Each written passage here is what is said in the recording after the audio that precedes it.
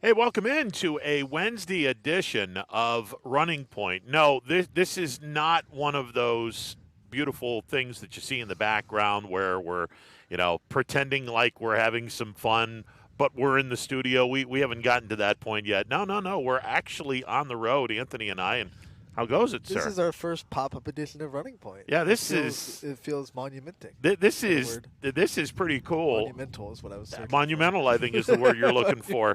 Yeah, have you been drinking we anything other Hey, than you know Mountain what? Dew? It's off to a good start. Off to a great start.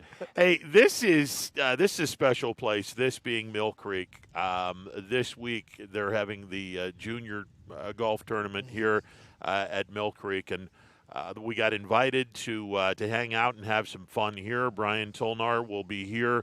And we'll actually get him to do the picks live instead of being on the phone, which is really cool as well.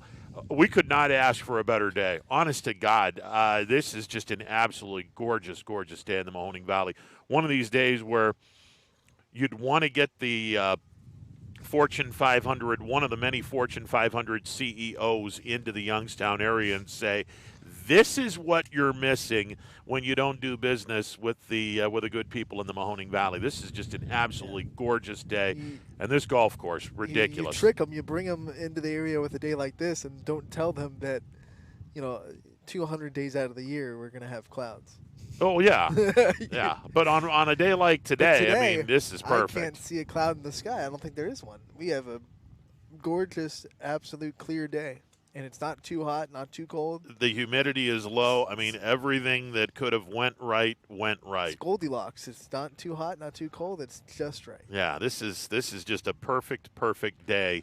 Not only for golf, it's a perfect day to talk about golf and to promote one of the best, if not the best, golf courses in the entire area, and that's Mill Creek. Just an absolutely gorgeous place. And when Brian gets here, we got to rave about so many different things. And the crazy thing is, Anthony, they're not finished. Upping the ante in terms of improving stuff and whatnot. This is not the finished product by any stretch of the imagination. Well, that's what makes them great. They're never really finished. They're always going to continue to try to find ways to improve and make it better. I mean, complacency is the enemy of greatness, and that's nothing. Nothing would describe Mill Creek Park as complacent. They are always looking for ways to better their experience and better the golfing experience for their customers. All right, so last night I went to Eastwood Field to broadcast the Scrappers game with the State College Spikes. 3 hours, 51 minutes. The Spikes were able to knock off the Scrappers 14-8. Mahoning Valley batted around in the first inning, scored 3 runs, but they left the bases loaded. And after that first inning, it was all State College all the time. They scored 2 in the second, 4 in the third, 2 in the fourth, 1 in the fifth. Before you knew it, it was 9-3. And whatever momentum the Scrappers had in the first inning, it was gone about as quickly as a golf ball that I normally hit with a very narrow fairway and the woods on one side. The ball goes into the woods, kind of like the momentum last night for the Scrappers. It's funny in baseball. No matter how well you're hitting, when you leave the bases loaded, it tends to kill your momentum. Yeah, it Because does. you just kind of go, oh man, I could have done more. And even if you score 3 runs, you leave the bases loaded. It always seems like in the next half inning, the other team comes up and scores. I don't have any statistics to back that up, but I've watched enough baseball to know that if you leave the bases loaded, man, that other team's gonna score in the next half inning. It's almost like a universal way of saying you should have scored more. Yeah, a couple of home runs hit last night, both by the Spikes, both into their bullpen. And it's interesting, if you've never seen Eastwood Field, the wall is 8 feet high except for a 50-foot range from the left and right field line out. That's where the bullpens are. The visiting bullpen is down the left field line. The home bullpen is down the right field line. The second shot that Piper hit, and by the way, Piper was public enemy number one. Stop if you've heard that if you're a wrestling fan. 6 RBIs last night. He hit a bomb that, had it not been for the auxiliary fence, probably would have gone an extra 50 feet. That ball was tattooed. Just a great job by State College, who came into the game. Couldn't hit the ball very well season-wide, but the hitters are now starting to finally catch up to the pitchers, and now you're starting to see more offense in the MLB Draft League. Well, you talked about the walks. It doesn't really help matters. No, it doesn't. It definitely doesn't. And the Spikes had 10. yeah, it's 10 walks and a hit batter, and they walked away with a 14-8 victory. Literally walked away. Scrapper's now in a tie for first place with the Trenton Thunder, who won. Actually, Williamsport is also in that tie for first place. Scrappers and Williamsport both 11-7. Scrappers have no ties. Williamsport has a tie. You basically throw those ties, get rid of them because they don't mean anything. Scrappers and Williamsport at 11-7. Trenton at 9-5. All three of the teams essentially tied for first place in the MLB Draft League. And when you think that there are no playoffs, that the season's just going to end after game, 62? Or no, 68, I'm sorry. After game 68, the season is over. There are no playoffs thanks to COVID. Yeah, this is going to be one of those run to the finish line as fast as you can type of moments. I feel like the Scrappers have only spent like one day out of first place. Yeah. So they've been at the top since the very beginning, and they started off winning 7 in a row. Yeah, 6 in a row. 6 in a row. 6 in a row. They started off hot. And now they're kind of. That's why you can take these every now and then. You can take a loss because you started off so well.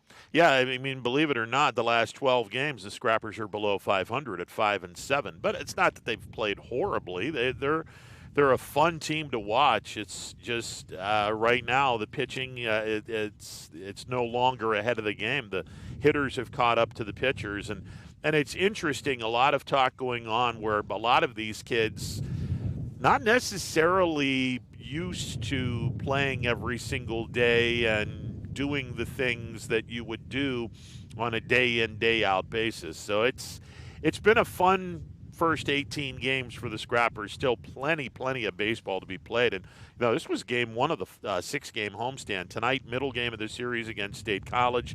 It's Military Appreciation Night. Also, $2 pizza slice night, courtesy of our good friends at Pizza Joe's. And yeah, I may have to pull out a 20 and say, okay, let's have a little fun here tonight. Man, you mean they don't bring pizza to the press box? No. What are you kidding me? That doesn't happen. And if it does, it's while I'm on the air. They would still make Ron pay for the pizza because they know the demand is so high. You would do it. Well, this is probably true. But if you ever get one of those, I mean, if you're in one of those situations where the press, you have some food for the members of the press, but when you're on the air, the last thing you want to do is eat while you're on the air because it doesn't sound very good on the air. You do it all the time. Well, no, it doesn't sound good on the air if you're broadcasting a game going, you're eating Lorna Dunes. But I'm doing it while you're talking, and then I'm hoping and praying to God that you're talking while I'm finished eating my Lorna Doone, because if you're still talking, or if you're done talking, and I'm still eating a Lorna Doone, it's going to be, the phone number for today's show. Yeah, that doesn't work very well. Is this your first time out here? This is my first time out here. This is absolutely gorgeous. It is hard to believe that this really compact area has not one but 2 18-hole courses, a gorgeous practice range which is right behind us. Oh, by the way, you'll also have a practice green right there. Practice green. You're going to have, in the next year or so, bunkers for that practice green so people can start practicing. In my case, it's a requirement that I have to learn how to hit a ball out of the bunker because sooner or later my ball is going to go into the sand, and yeah, it's you might as well practice that. They're going to have that very, very soon. And oh, by the way, they have a 9-hole or an 18-hole par 3 golf course around here. You wouldn't, plus a pro shop, plus a restaurant. Yeah, you wouldn't think that this area was so expanded to have all of this, but yeah, it is. This is just absolutely gorgeous. And then you think about it, it's just one part of the whole Mill Creek Metro Park. Oh, absolutely. So it's just it's an amazing place to be. Yeah, and this is just a tiny fraction of what the Mill Creek Metro Parks is all about. Down the road a little bit, if you were to get out of here and take a left on State Route 224, about a quarter of a mile down the road on your left-hand side, headed toward Poland, is the walking trail. Yep. And if you go from the parking lot where you park your car and walk to the next parking lot, it's a mile and a half. Then you can walk another mile and a half, and you're going into the entrance of one of the many entrances to Mill Creek Park, where you have Linderman's Mill and you have, a couple of lakes there and the Rose Garden and whatnot. Just, oh, God, it's an absolutely gorgeous, gorgeous place that I don't think too many people in the Mahoning Valley, or not enough people in the Mahoning Valley, appreciate what we really have with the Mill Creek Metro Parks. They're gonna, because it's bringing, like we talked about last week, the whole Junior Golf Association tournament's bringing a lot in for the economy. Yeah, it certainly is. And when we get Brian here, we will most definitely talk not only about the tournament, but we're going to be talking about just the economic boost that this tournament and so many other things in the Mahoning Valley actually give to the Mahoning Valley. We've talked about it on the show plenty of times. These kids, well, they have to have a place to stay, so the hotels are going to be in business, and they're going to be prospering. Well, everyone that's here has to get something to eat. You know that the restaurants are going to be prospering as well. It's just a trickle-down effect that is just going to be absolutely fantastic for everyone involved. And yeah, the wind gust almost took down our. No, we're fine. We're fine. Everything's fine. I felt for a second there that we were going to be doing the scene from The Wizard of Oz. Lordy, no phone calls today. We're just going to hang out, have a little bit of fun on the 3 hours of the Wednesday edition of Running Point on ysnlive.com, as we will talk about a variety of things going on in sports. Really good article today in the Vindicator about, I think it was Brian Yager, has a great article about how Warren JFK won a state championship. Yep. And we were talking about it on Monday, the fact that Cam Hullabaugh, of the 11 kids that went out for baseball, Cam Hullabaugh is the only senior. There is, I'm sure there's going to be a lot of people that are going to say, well, pencil these guys in for a couple of more state playoff appearances. Listen, you have to be really fortunate, really lucky, and all kinds of special to make multiple trips to a state tournament. And yes, JFK will be really good next year. There's no question about it. But there's no guarantee that they get back to that tournament, which is what makes this year so great. Breaks don't always go your way. Exactly. We're not going to see a champion softball dynasty every year, because it's hard to get to a state championship, especially in high school when it's one elimination. You have one bad day or one ball doesn't bounce your way, you're screwed. Yeah. We've seen it happen to a lot of really good teams that are probably talented enough to get to a state championship. One bad day, that's all it takes. Exactly. I go back to South Range in 2016 in softball when they went to the state championship game. They lost one senior from that team, and it wasn't their pitcher. It was Morgan Zoper, who was a slapper and an athlete. They came back. They didn't make it out of districts the next year. It's just one of those things. They ran into a really good Mooney team in their district. When the talent is as good as it is in the area, just forget out of the area, just in our area. It's hard to just get out of districts. Oh, it is. It's if you have multiple teams in our area that are really, really good, you're not guaranteed anything. Again, luck has a lot to do with going on a magical run. The other thing that try explaining this to a 15, 16, 17, or 18-year-old kid, complacency. Yes. It is so easy to be complacent once you've won a state championship. The most important thing is to make everyone realize and buy in to the fact that the work has to stay the same. There's no question. Because there's this, I don't want to say entitlement because that's so negative, and it's not exactly, it's just something that's hard to fight against. When you win a state championship, the mindset is, we're going to get back. And that's just not always the case. I mean, you really got to put the work in, and you got to play almost as if you never won that state championship next year. You got to have that same drive as if you're trying to get to your first.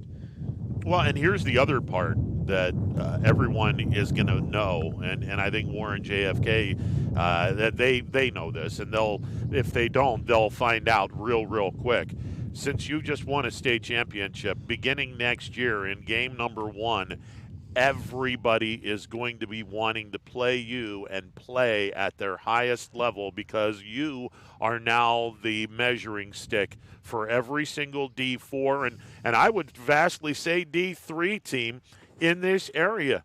Anyone that plays Warren JFK, that's the measuring stick now. If you can beat this team, you can sit back and say, hey, guys, we're pretty good because we just got done beating a really good team that won a state championship the year before. Yeah, and forget beginning next. I guarantee, starting with the summer ball, if any of those kids that played for Heartland Christian or McDonald or Lisbon or Columbia, any of the really good Division IV teams that faltered in the districts, they're going to be saying, we're going to work right now so we can go beat JFK next year. I mean, it's a 365-day sport. And the target's on your back as soon as you win a state championship from everyone in the area because they know we're going to bring this team their best and we're going to knock them off their high horse a little bit. Absolutely. So I think it was a great article written in the Vindicator today, and we'll see what happens. Look, I absolutely love what the coach has been saying, and everyone just sitting back and going, look, this was a special year. Nothing's guaranteed. He's saying all the right things, and hopefully Warren JFK and again the intangible is trying to figure out what is in the mind of a 15 to 18-year-old kid, and that's the million-dollar question that nobody is able to answer, and hence the reason why you don't necessarily get exactly what you think you're going to get in high school athletics. That's why high school coaches amaze me because like you'll get in the huddle, whether it's basketball, football, baseball, whatever it is. You'll be like, okay, guys, I want you to do A, B, and C, and they look at you in the eye and they say, okay, we'll do it. They go out there and they do D, E, F, and you're sitting there thinking. What did I just explain to you guys, and what exactly did we get wrong here? Where's the lost translation? Yeah, and it's one of those things, and I honestly it's going to be interesting to see what happens next year. And again, 11 kids went out for baseball last year. 10 of them are coming back. I think they're going to have a lot more kids playing baseball next year, which is always a good thing. And we'll see. We'll see what happens. And then you take a look at some of the teams that are going to be good again next year. Look, there's a group of kids down the road. If you made a right-hand turn on 224 headed toward Canfield, I guarantee you there's a couple of kids, more than a few kids, that are really looking forward to 2022 because they have some unfinished business. Yeah, the difference is Canfield left that tournament with a bad taste in their mouths. You know, everyone was on them. Like, the expectations were high. It was Canfield's going to win a state championship. They're so good. No one's going to beat them. And then Salem came and kind of pulled the rug out from under them in that season. And they're kind of sitting there, almost everyone coming back saying, okay, let's not have that happen to us again. We're going to learn from our experiences and make sure that we give every team the exact proper respect they deserve.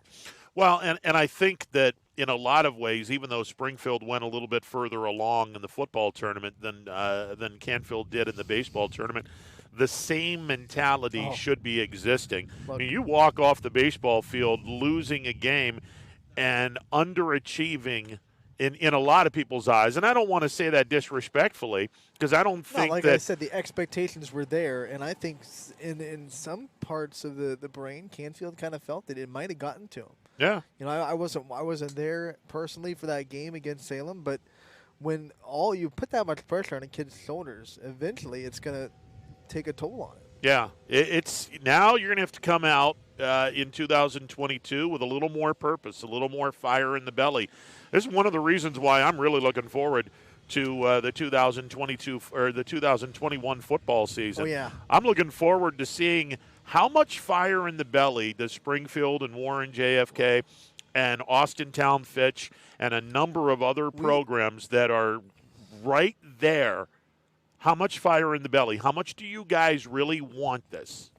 I'm not worried about Springfield because that was the question I had last year. What's it going to take for them to get back to a state championship? Because last year the storyline was they got there, they got beat up in the state championship by Anna, and how are they going to get back? What's their mindset going to be? Are they going to take people lightly? Are they going to go into one of these games maybe not giving a talented team enough respect?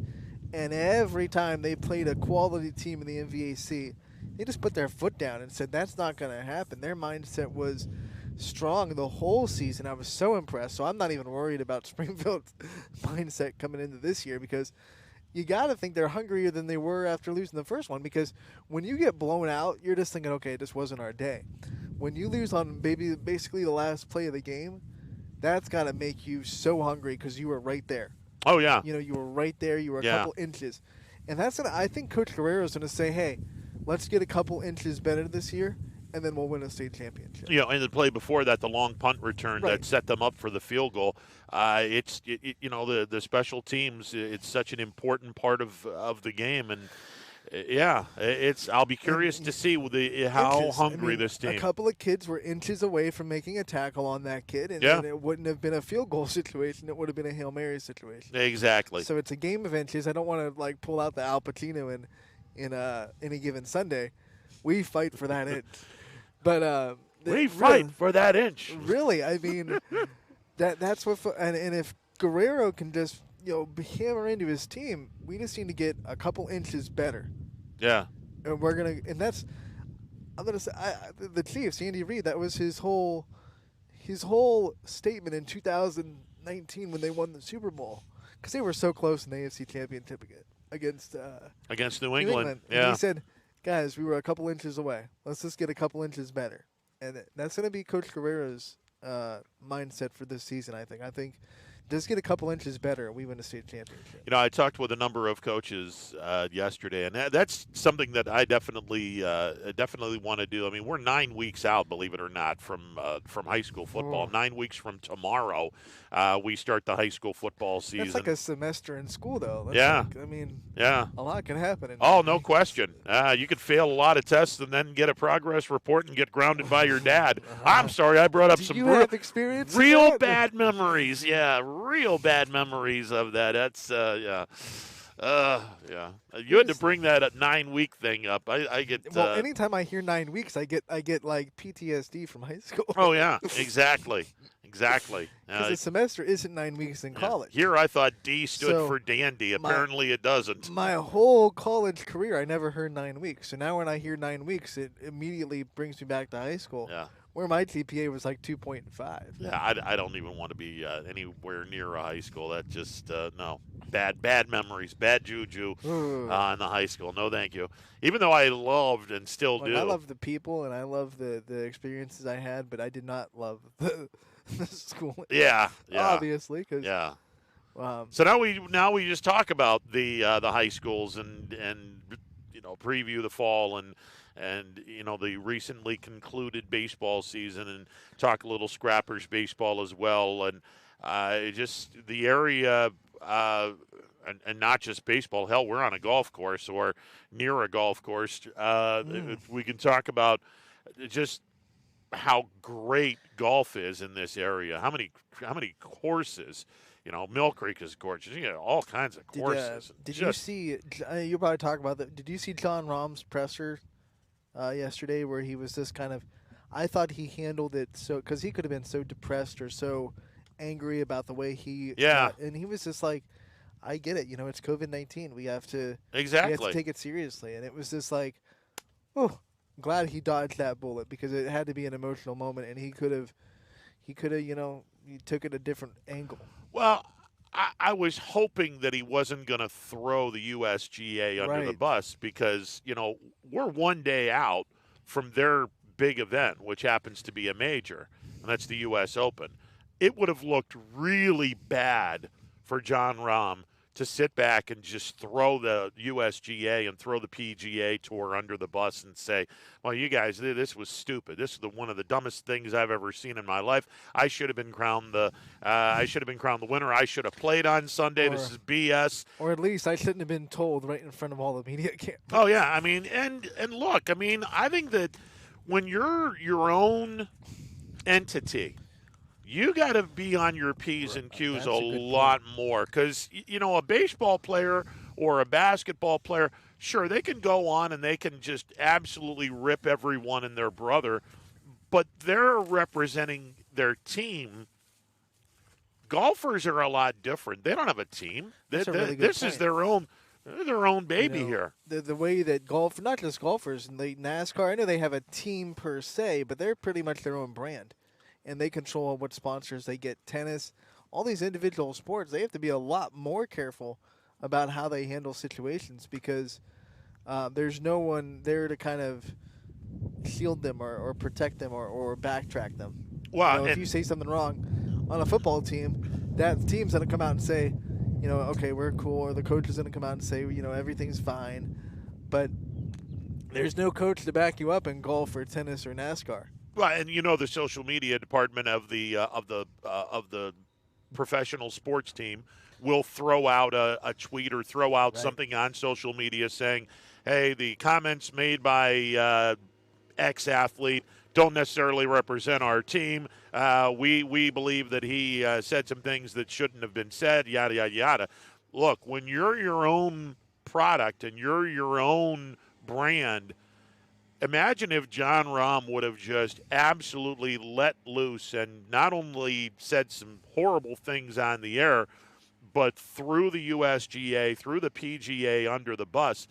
All of his sponsorships would have probably sat back and said, we don't want anything to do with this clown. Right. See you later. And I think that's the difference why Jon Rahm was professional enough to sit back and say, yeah, no big deal. We're cool. Not a problem. It probably helped them that it was a scheduled presser and not like the media popping up to him out of nowhere and saying, hey, putting a microphone in his face, because then you don't have enough time to really get your emotions in check. Well, that's when bad things can happen. Yeah, and that's the other thing. And you know, I think a lot of members of the media want to sit back and have access immediately what happens. No. I'm of the brand where you got to wait 10 or 15 minutes, the cool down period. I never liked, you know, Cam Newton got a lot of flack for how he handled the interview right after the Super Bowl, but he had no time at all to decompress from losing the Super Bowl. Exactly. I mean, I mean, I know you're a professional, and we're not, you know, saying that, you know, boo-hoo for Cam Newton because he's making a lot of money and he's doing what he's doing. But at the same time, he's a human being, and it's going to take a minute to kind of cool down from losing a Super Bowl, especially when he didn't play it as well as obviously he wanted to after the MVP season. You know, Anthony, you bring up a really interesting point, and I think that the average fan does not grasp this. And it's, look, I don't mean to put a power thing here and say I've been around a bunch of professional athletes, but the reality is I've been around a bunch of professional athletes.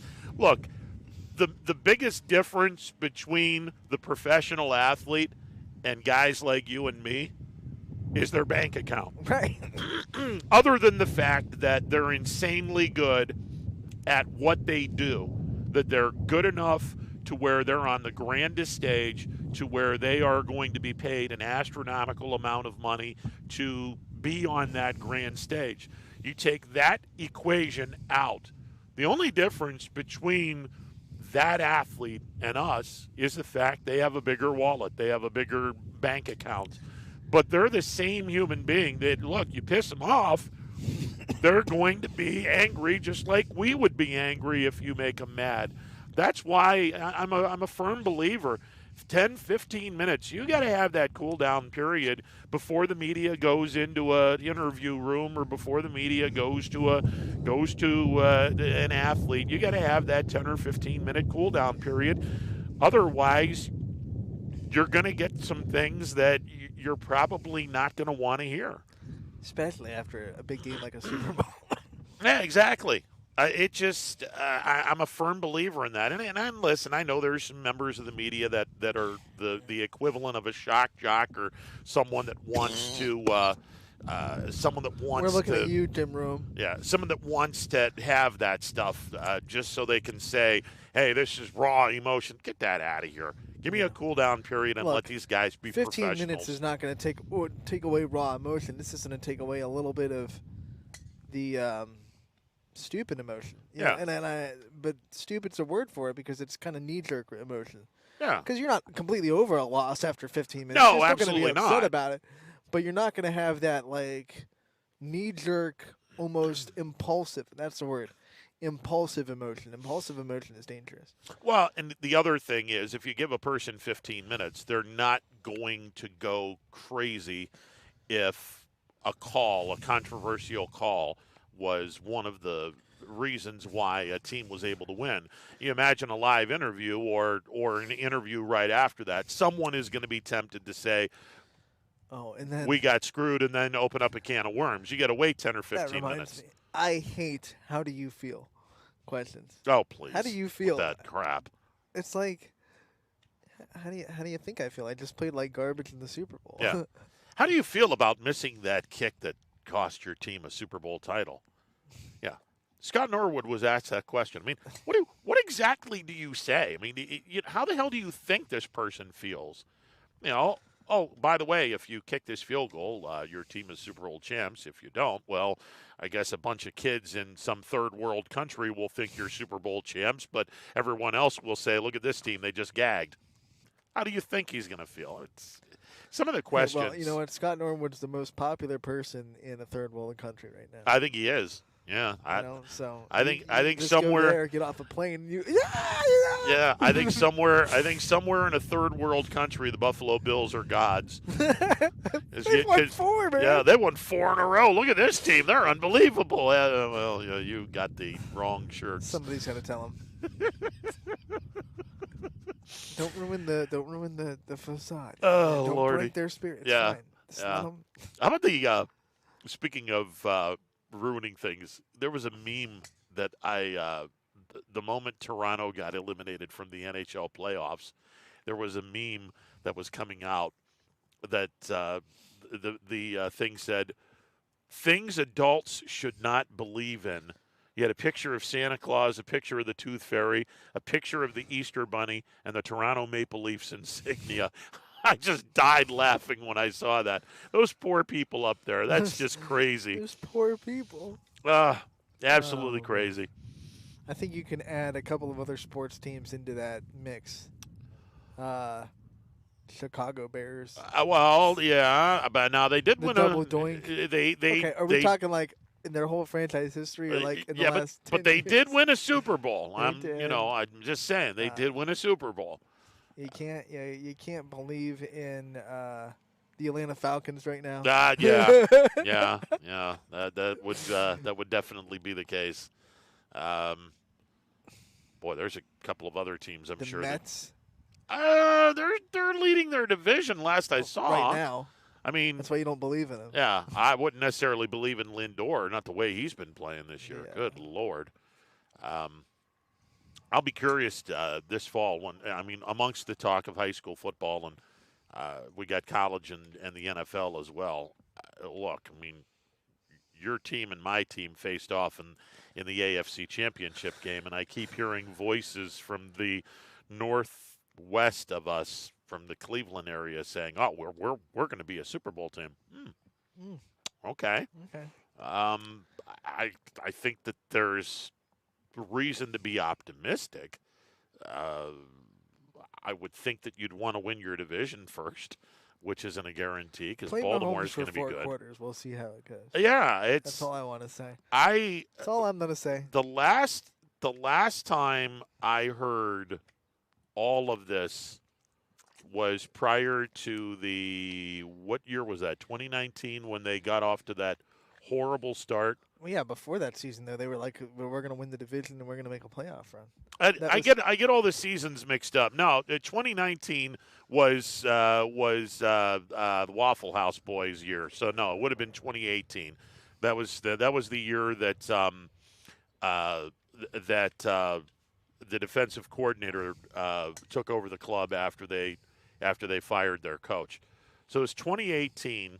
I'm hearing all this talk about how this team is going to be unbelievable, and they had that really tough first half of the schedule. And I said, I don't know. You look at the first half of the schedule. I mean, if they don't do very well, this goes sideways, and all of a sudden that season that y'all are talking about is just not going to amount to very much.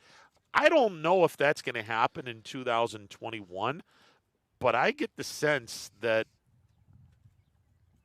it's not a slam dunk that this team is a playoff team, let alone a team that is going to be vying for everything that they're talking about. I think the good thing for them is they still finish, third in the AFC? Yes. So they still have to play the third-place teams in all the other conferences. So that helps them not get the brutal schedule if they won the AFC. Well, I mean, as it turns North. out, everyone has to play the two conferences, all of the teams. I guess the only 3 games that we're talking about are because you got your divisional games, which equals 6, and then you have your 2 divisional teams that you got to play each division. So that's 8 more. So that's 14.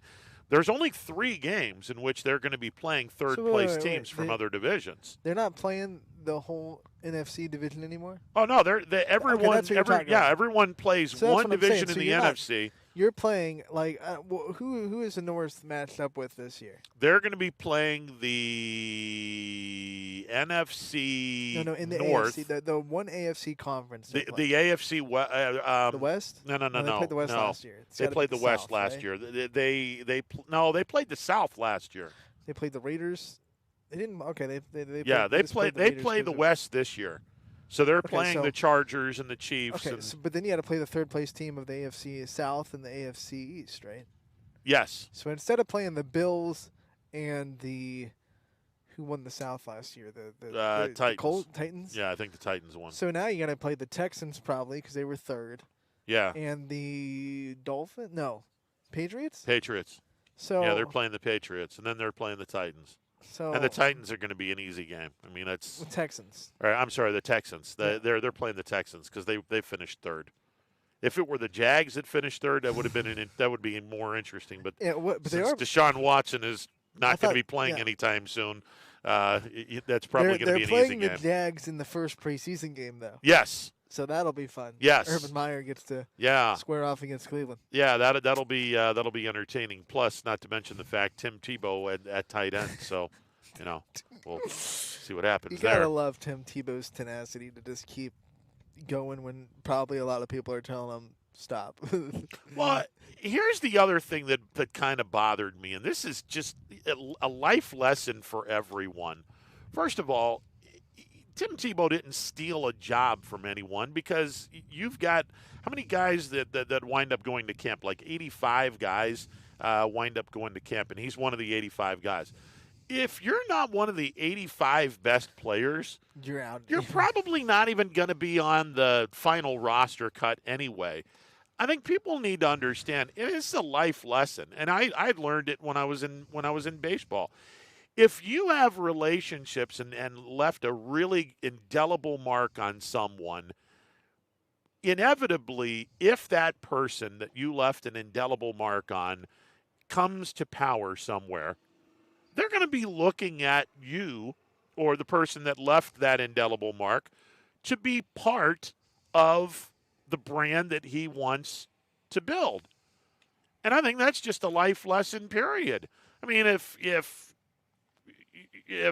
a former general manager of a major league team gets hired by another team and one of the kids from minor league baseball, not a great prospect, but he's a good guy in the clubhouse, made an indelible mark, guess who's going to be playing in minor league baseball for this general manager's organization?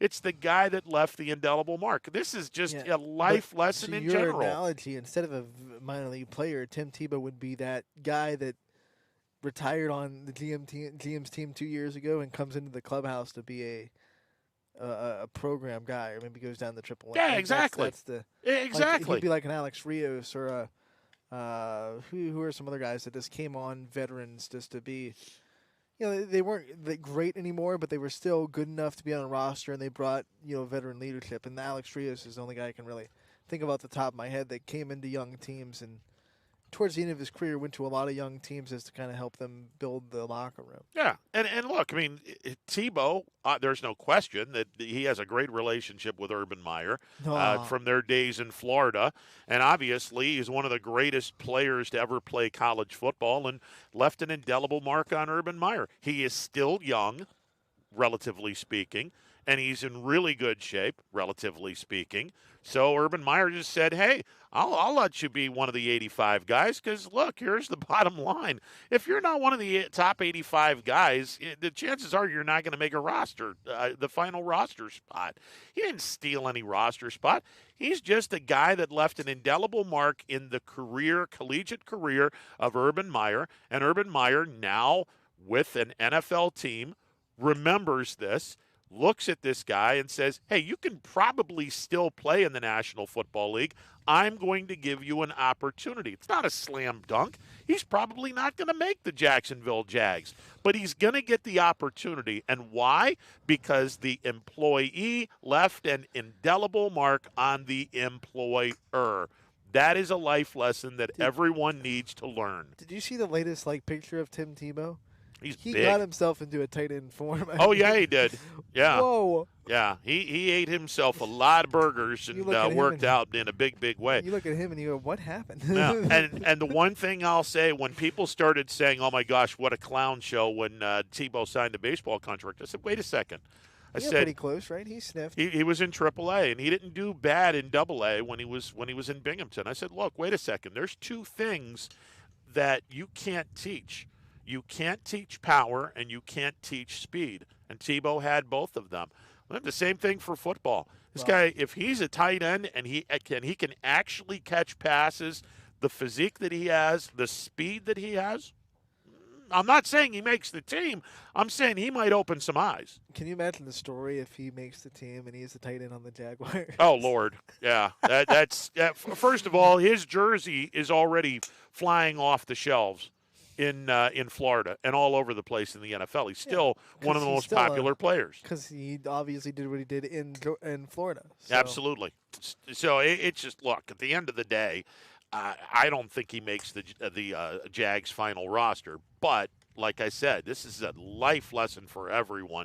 You never burn any bridges. You always strive to leave an indelible mark in wherever you are because you never know where you're going to be, or more importantly, where the person you leave the indelible mark on is going to be in life. They should sign him and then bring him in the fourth quarter because that guy has a switch he turns on in the fourth quarter where he's raises it another level. So if they just put him in the fourth quarter, he'll catch everything and score 3 touchdowns. And if you bring him in with 3 minutes and 16 seconds left in the game, by God, he's going to be golden. Especially if you're playing the Falcons. Yeah, and if he's playing the Falcons, well, it's a guarantee that that he'll win because the Falcons always find a way to lose games. What are you going to do? All right, we're at an absolutely gorgeous facility, Mill Creek, and we are going to be talking about why we are here, the reasons we are here, and we're actually going to be talking with Brian Tolnar live, not on a phone. He's actually here live. And he actually has golf gear on where I'm just so jealous. I got my golf polo shirt, and you got your nice it's a softball polo shirt. But you're repping Georgia Tech.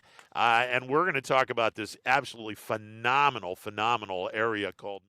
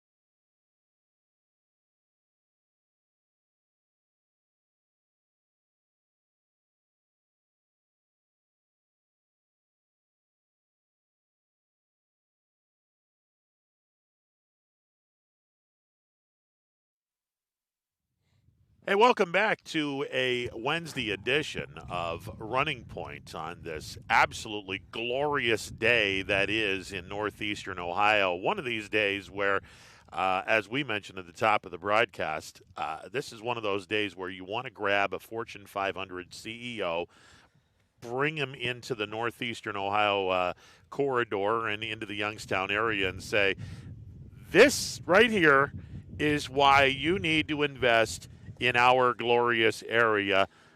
Take them on this absolutely gorgeous facility known as Mill Creek, and we are pleased to be joined by the guy that makes this engine roar, as it were, Brian Tolnar. Man, I'm speechless what you guys have done to this place in the last couple of years. Well, thank you. The team has truly worked very hard. They've worked extremely well together. That goes from our superintendent and the grounds crew, making the golf course condition-wise the best that we can.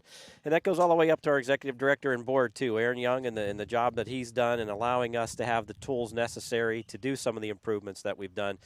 First year that I came aboard was 7 years ago, and after the first year, we kind of retold, and we wanted to think about ways that we could make the place better than how we found it. So we put together a 10-year capital improvement program, looked in at some of the areas where we felt we were deficient, needed some improvement, and basically put a really good plan together, and have worked that plan since 2016 on. So we're in our fifth or sixth year of that now, and couldn't be more excited to make it where we're at. And obviously our staff here, and Stacy Butler, our head professional, Ryan Turnbull, our assistant professional, Lance Bailey, Dave Donaldson, our superintendent, and their staff do a phenomenal job.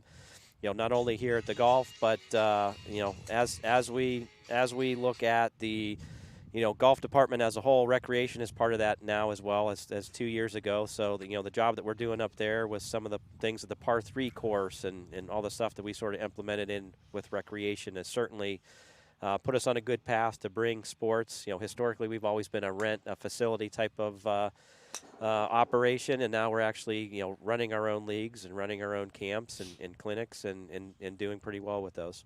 Brian, let's talk a little bit about the capital improvements in this now soon to be getting out of COVID, but still the after effects of COVID. You and I talked a little bit off the air how we want to do some things that are wood-based and make some improvements where you're going to have to get a lot of lumber. Well, It's no secret. The Canadian border, in which we get at least 2/3 of our lumber, it's closed, hence the reason for the astronomical prices in lumber. You got to go through some of those hurdles. But I firmly believe when everything starts getting back officially to normal, about 6 months after that, I think is when things are then going to be back to where we were prior to this craziness that went on.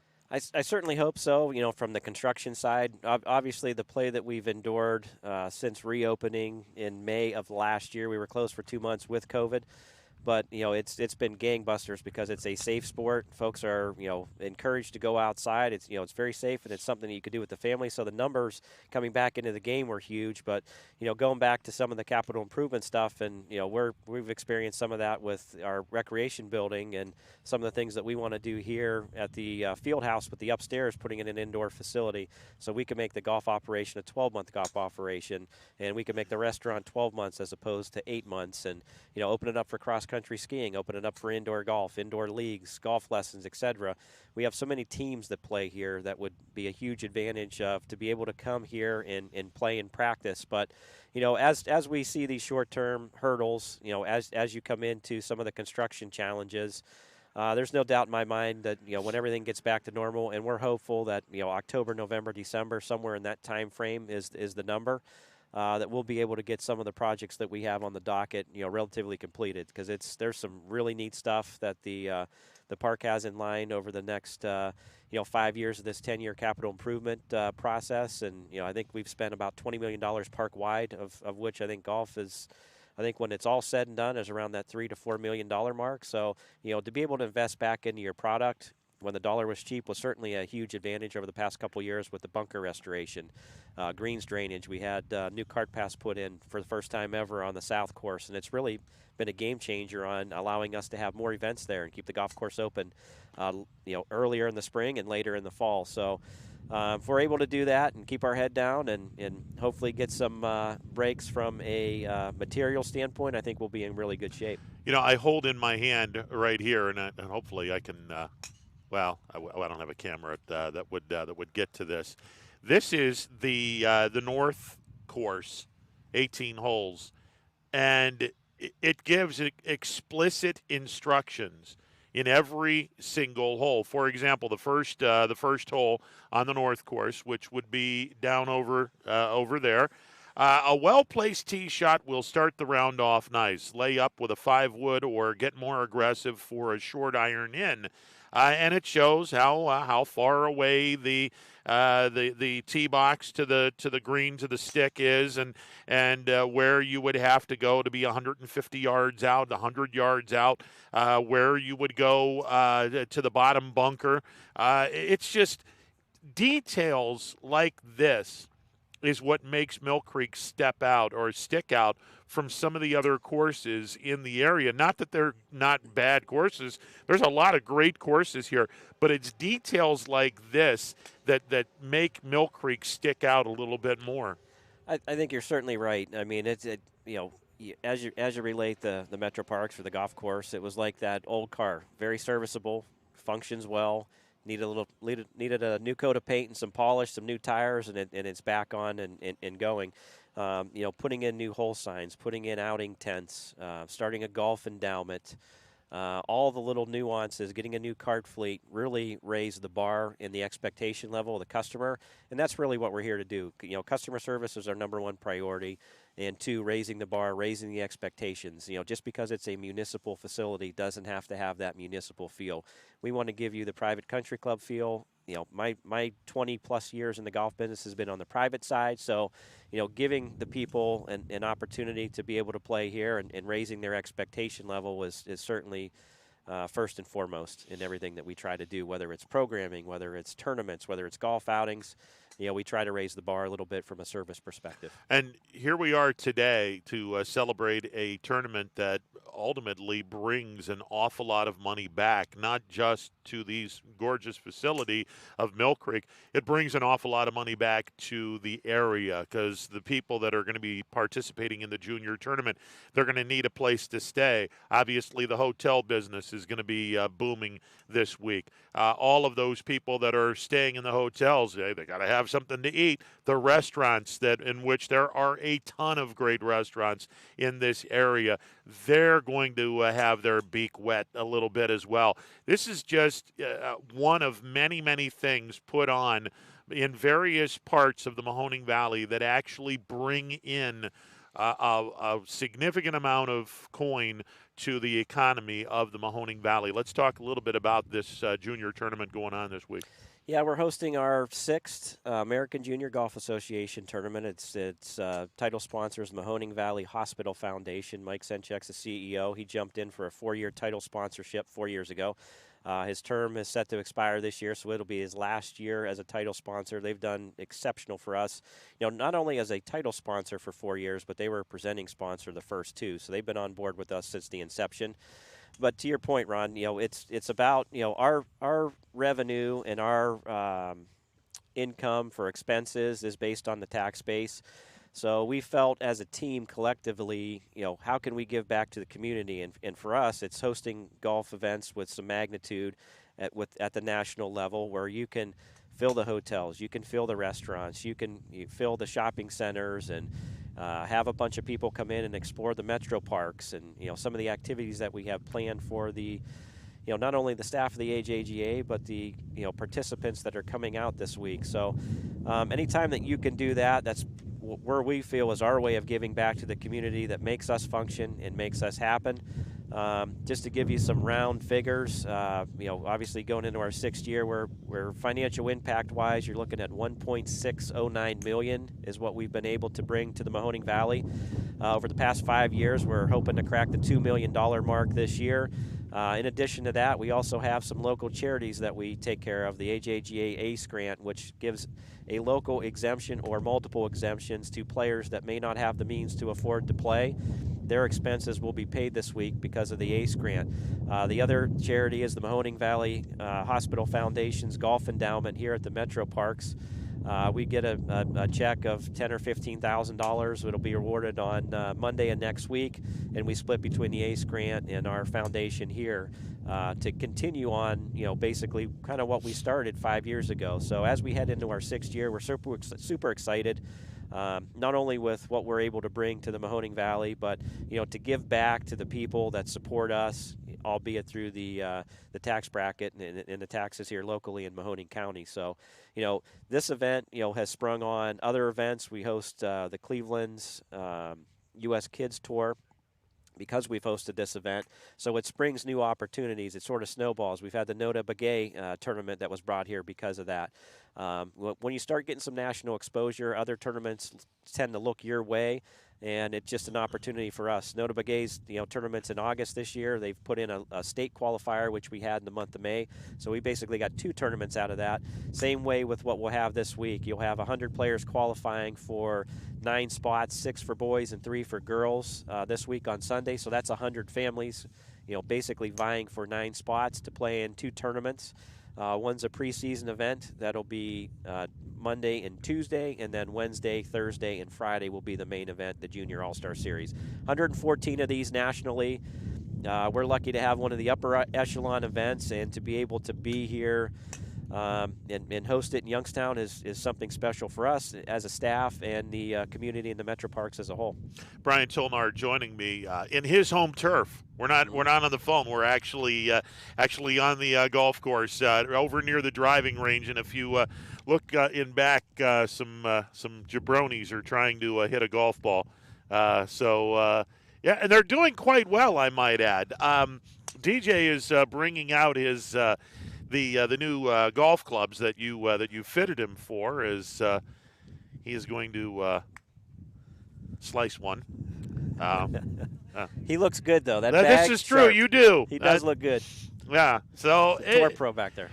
Let's talk a little bit about the possible future for all of this. It wasn't that long ago the Mahoning Valley used to have an LPGA event, and it's been often said, Mill Creek, man, Mill Creek can really step to the table and host one of those events.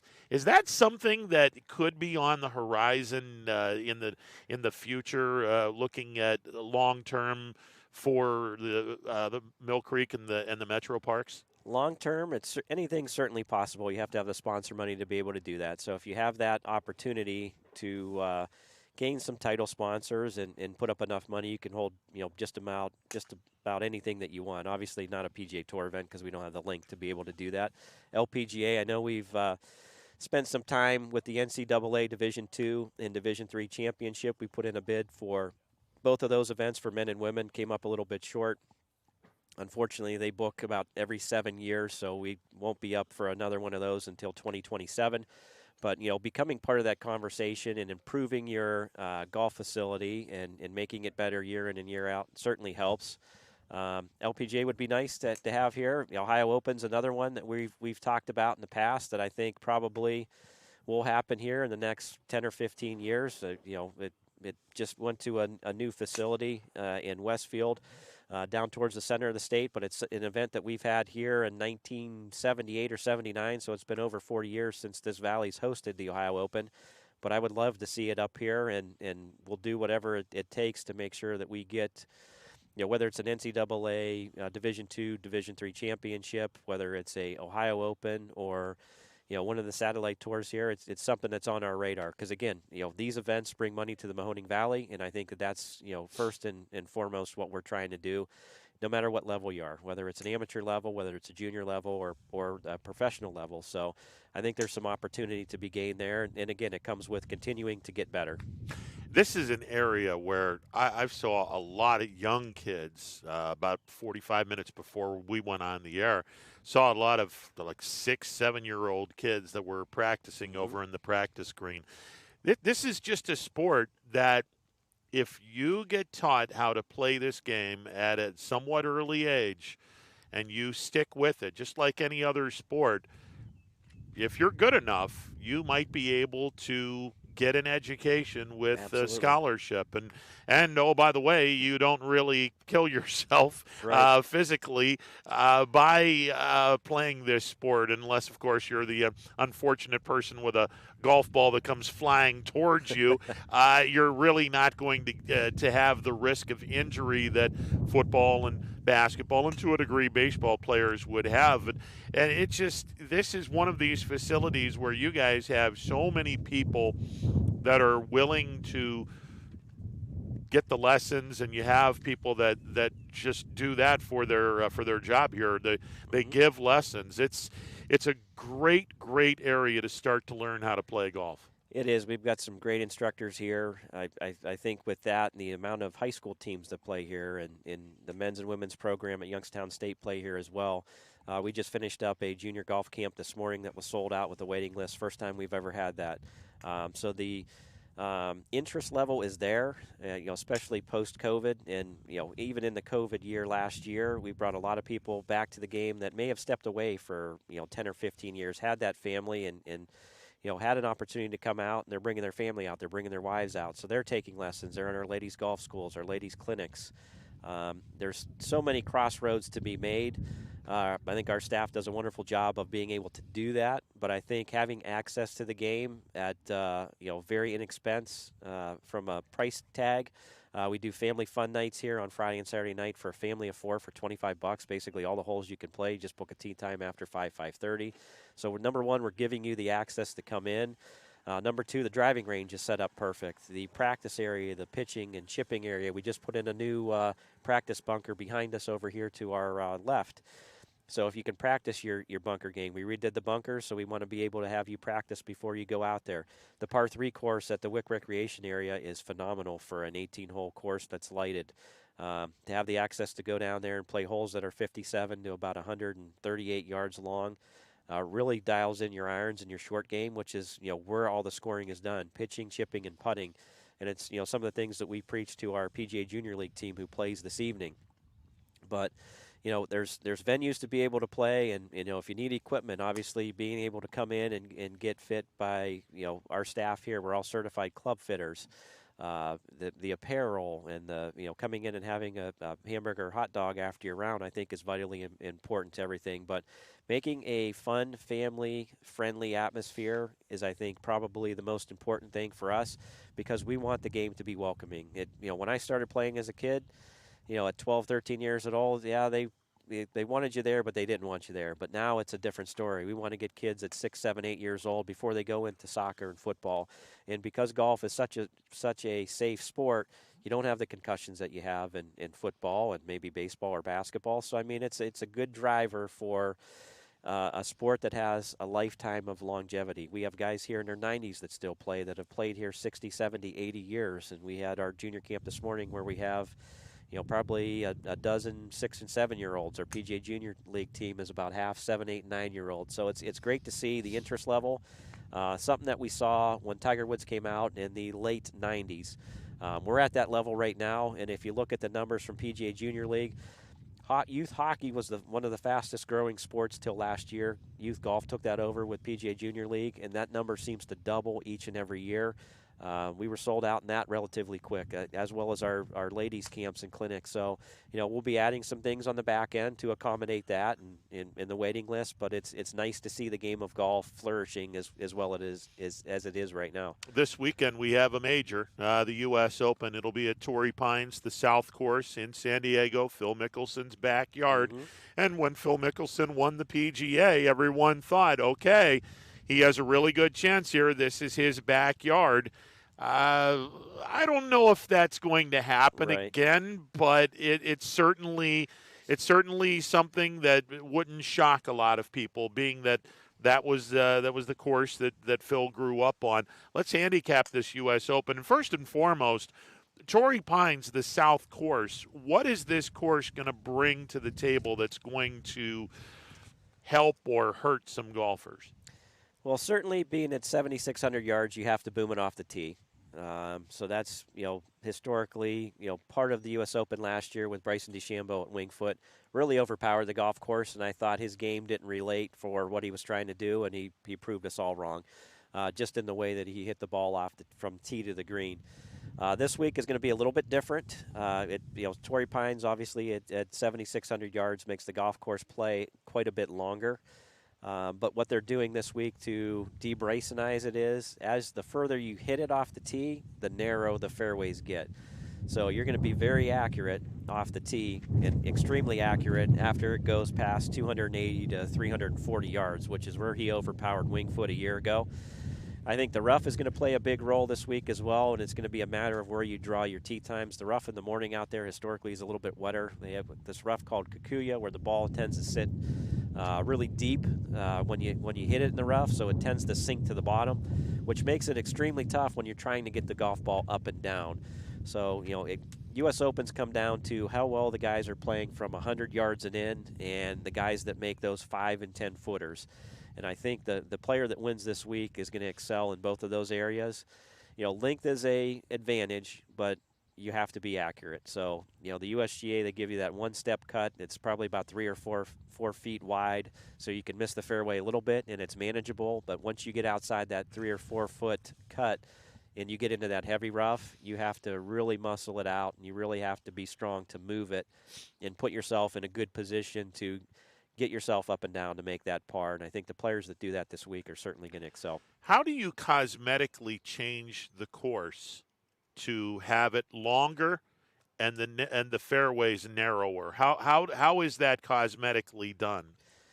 Well, in 2008, if you recall, when Tiger Woods and Rocco Mediate had that historic battle, and then they had the Monday playoff, Torrey Pines started in about 2006, really revamping the golf course. So the course that Tiger Woods and Phil Mickelson grew up on, played high school golf and junior golf on, is completely different than the Torrey Pines that you're going to see this week and up in as early as 2008.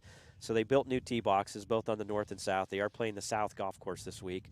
So they've added those. When they go there and they play the Farmers in January, they don't really use those tees. They have the players really play up. It'll also play from a par 72 to a par 71 this week as well. So they have one of the par 5s that they will move up. I believe it's at like 515 or 505 yards that they'll be playing as a long par 4. So it'll take some prisoners this week. So it was an easier par 5 at probably 530, 540 in that general area. So at the Farmers, a lot of those guys would hit that green in 2. This week, you'll be lucky to hit that green in 2 if you don't drive it accurately.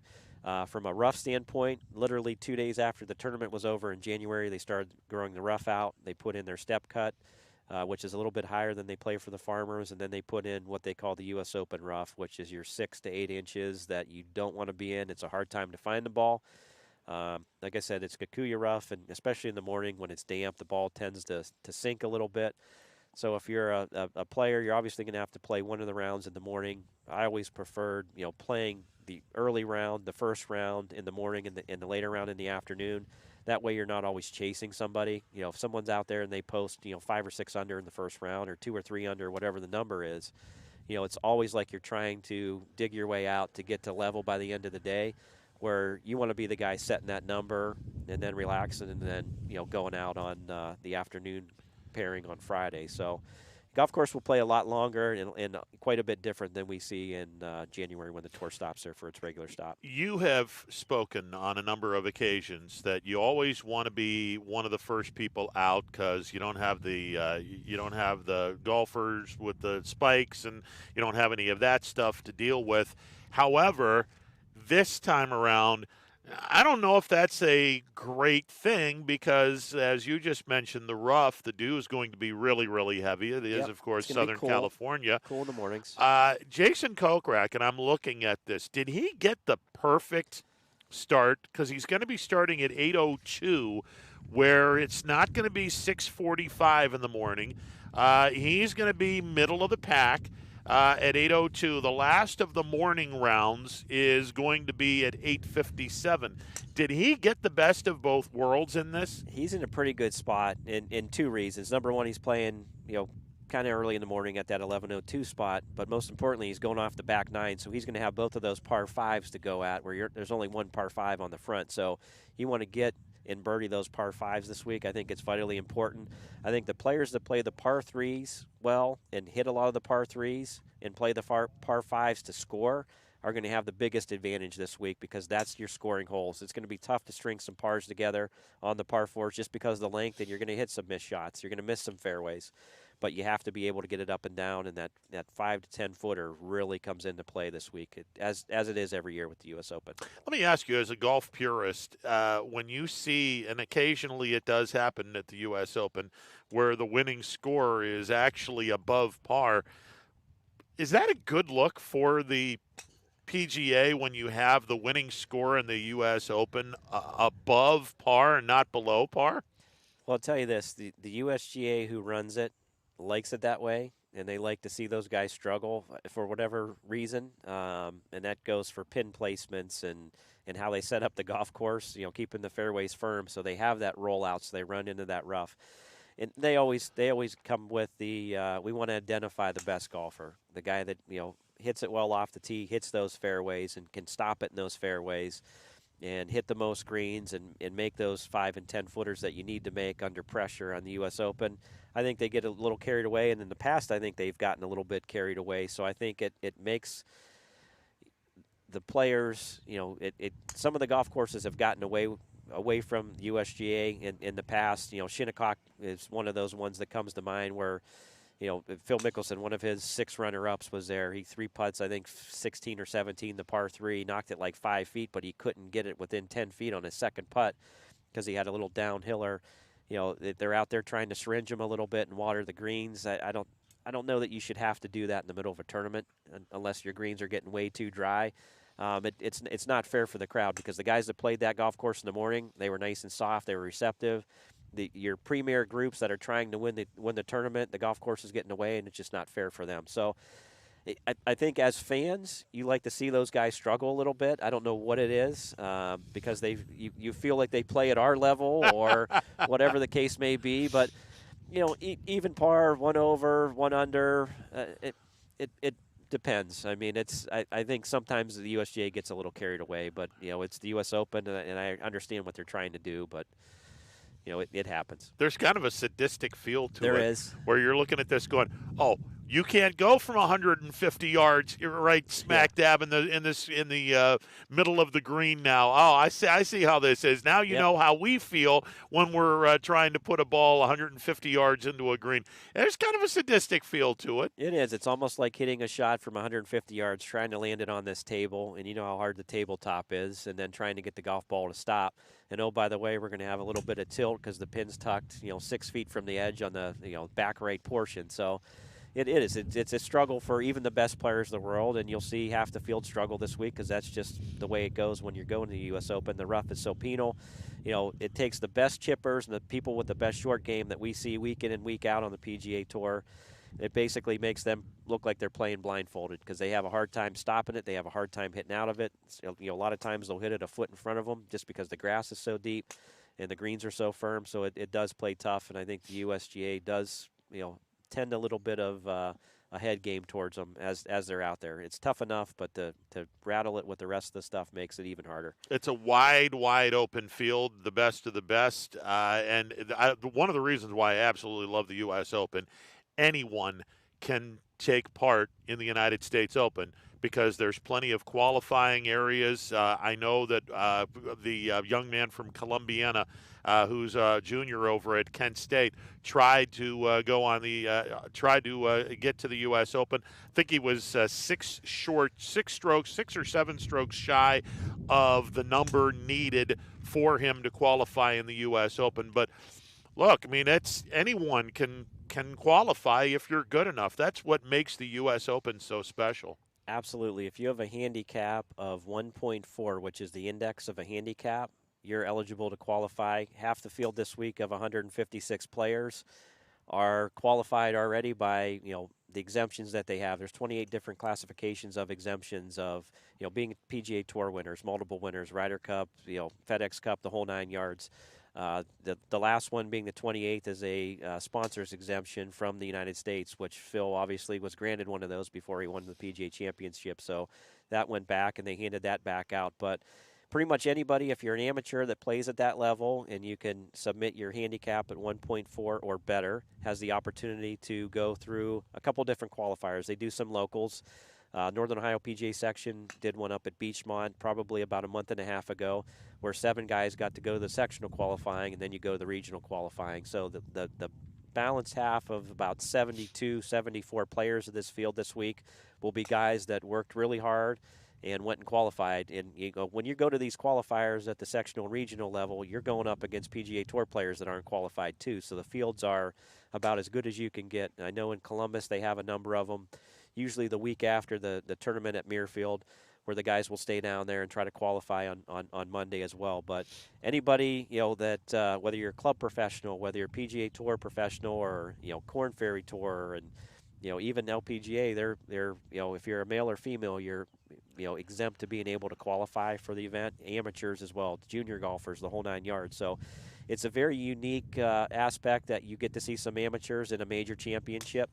The U.S. Open winner, or the U.S. Amateur, the Mid-Amateur winner and runner-up both get exemptions to get in as well. So if you can win one of those, you not only you get in the U.S. Open, the British Open, you also get in the Masters. So, they were very big on amateur golf. And if you go back to the greatest game that was ever played, the movie by Disney with Francis Ouimet, unbelievable story, was a caddy at Brookline and qualified to get in. And back then it was a lot more stringent and a lot tougher because they didn't want the commoners being able to get in there. So he qualified and ended up beating Ted Ray and Harry Vardon, and ended up winning the U.S. Open at age 20. So, I don't think you'll ever see that again, but I mean, it's a very special event, that ties into the U.S. Open and the history of, being, the 121st this year. We talked a little bit earlier before your picks. I'm curious about this. We talked a little bit earlier about how the qualifying type of things are so desirable in courses and areas quite like Mill Creek. What would it take to get a U.S. Open qualifying event here at Mill Creek? You have to apply for it, and I believe they had one here in 1996. Off the top of my head, it was in the mid to early 90s, which was the last time it was held on the South Course. Got to be very careful, again, going back to the significance of the USGA. They almost burnt most of the greens out here because they shaved them down, way too much where we could handle it, and ruined some of the root structure on them. So they almost lost a lot of the greens here when they had it, and that was the last time that they were here. So, they come in and they basically are in control of your golf course, what the rough heights are, what the first cut, what the fairways and fringes and tee cut is. So it's a double-edged sword on making sure that you have the right mix of what you have and what you need. But they did have one here. It's something you just apply, from one of the forms to be able to get in. I want to say this year it was either 10,000 or more people tried to qualify for the 72 or 74 spots in this year's field. So, there's a ton of folks out there that, qualify as an amateur or as a junior that have that handicap, as well as all the professionals. So, I mean, there is an idea of you wanting to host one of those, because there's a lot of people out there that do it, and to be able to have one, and obviously being in Columbus, there's one down the road, but there are different regions, different sections of the country to be able to host those. But it would be neat to get one, but you just got to be careful with what they're doing to the golf course. Sure, because if they screw your golf course up, it's not like they're going to be giving you a check saying here's the amount of money that it's going to cost to redo everything that you just got done doing. That's what everybody doesn't understand. Yeah, they're here Monday and they're here a week early prepping it for whatever the tournament is. They're gone Tuesday when your greens are burnt out and you got all your your customers in there wanting to kill you. Yeah. So it's like I said, it's a double-edged sword. All right, let's talk about the guys that you like in the U.S. Open from Torrey Pines South in San Diego. Well, sleepers this week, we're going to start off with Gary Woodland. He's a 2019 champion. He certainly has the length to overpower the golf course, and I think probably one of the reasons why we put him in the mix this week is the rough is going to be deep, and you have to be strong to get it out. Gary certainly had 6'3" or 6'4".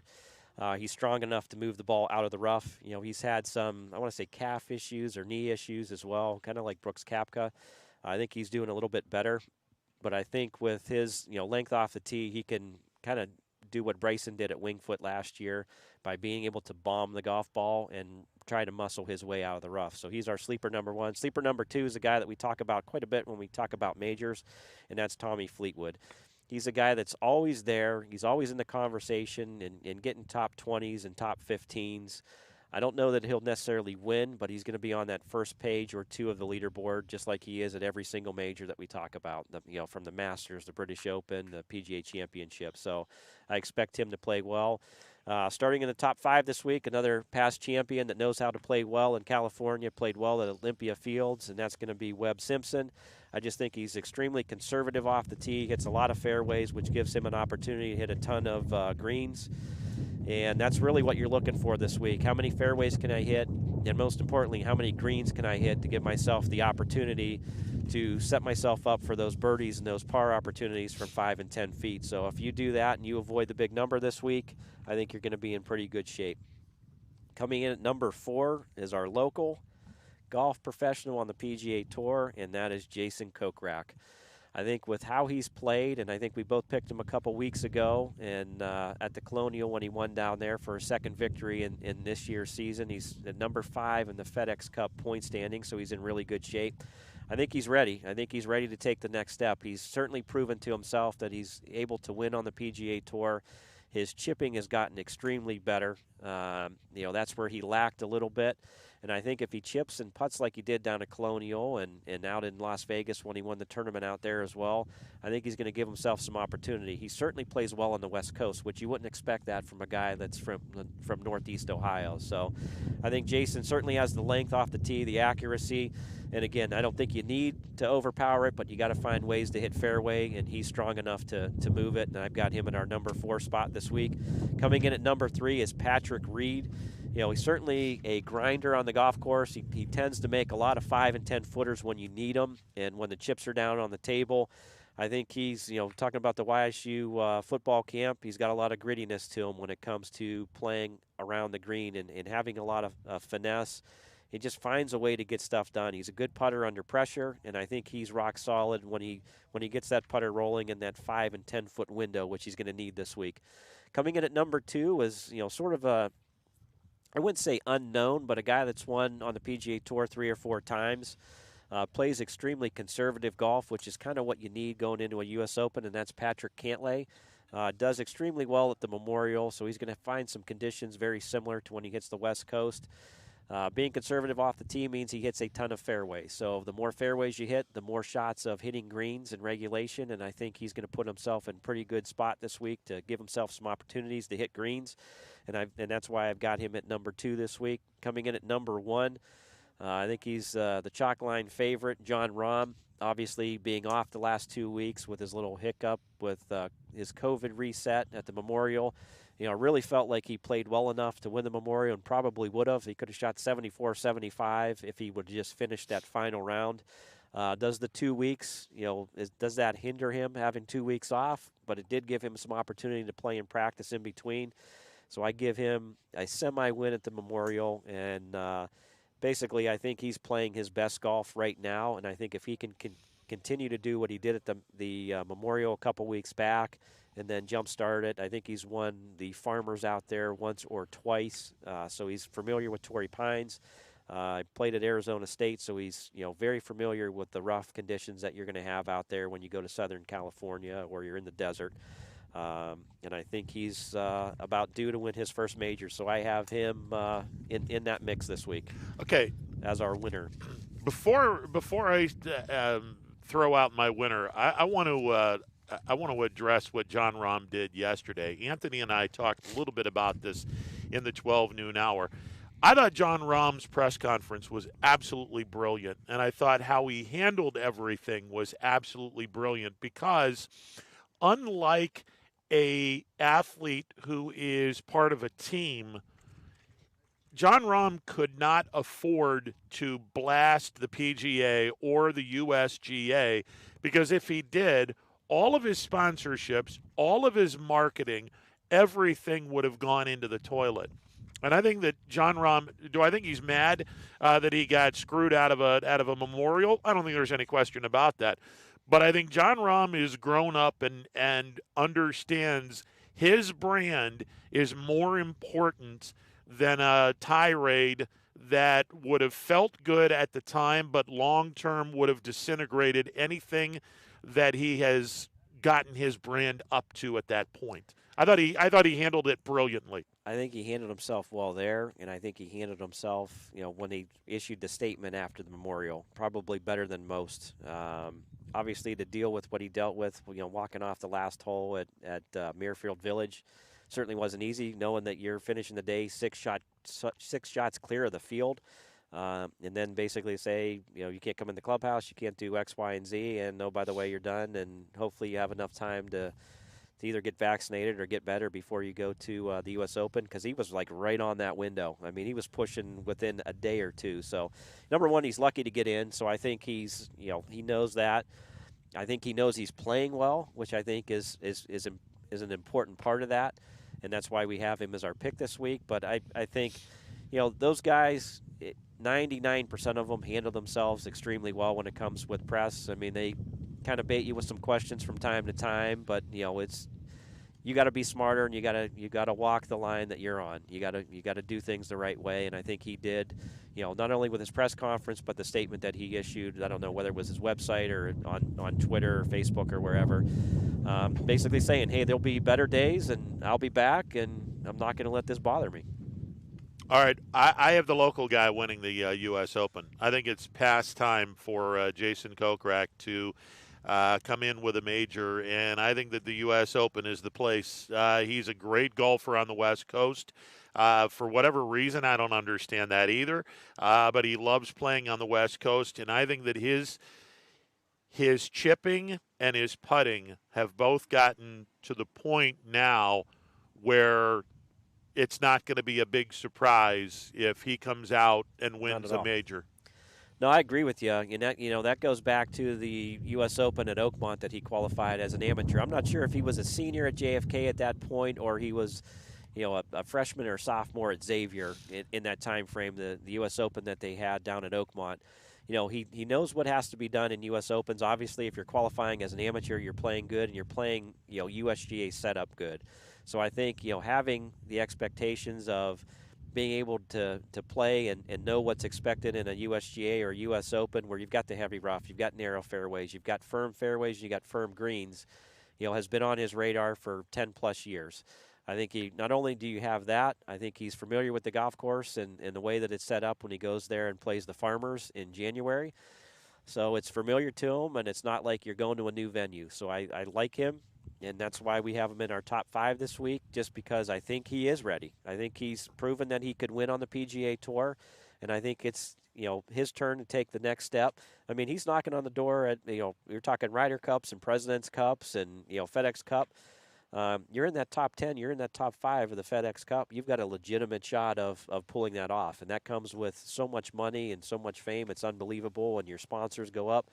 And, the level and quality of money that comes in that goes along with it is, he's knocking on that door. So I would love to see him win.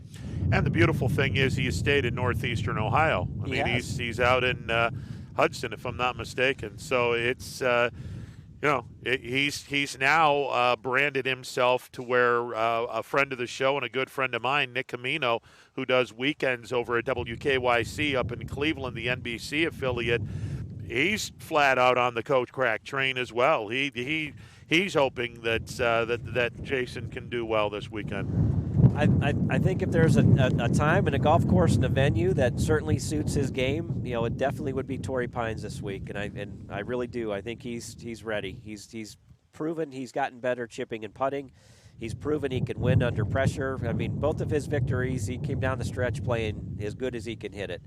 Going head-to-head with Spieth down in Texas, and then Xander Schauffele in Las Vegas. I mean, he was head-to-head with some very good players and prevailed. Hit a ton of fairways, made birdies when he needed to, got it up and down when he needed to, and that's, what he's going to have to do this week when he goes to California. And his strategy of, 2 weeks on, 2 weeks off has certainly worked for him this year too.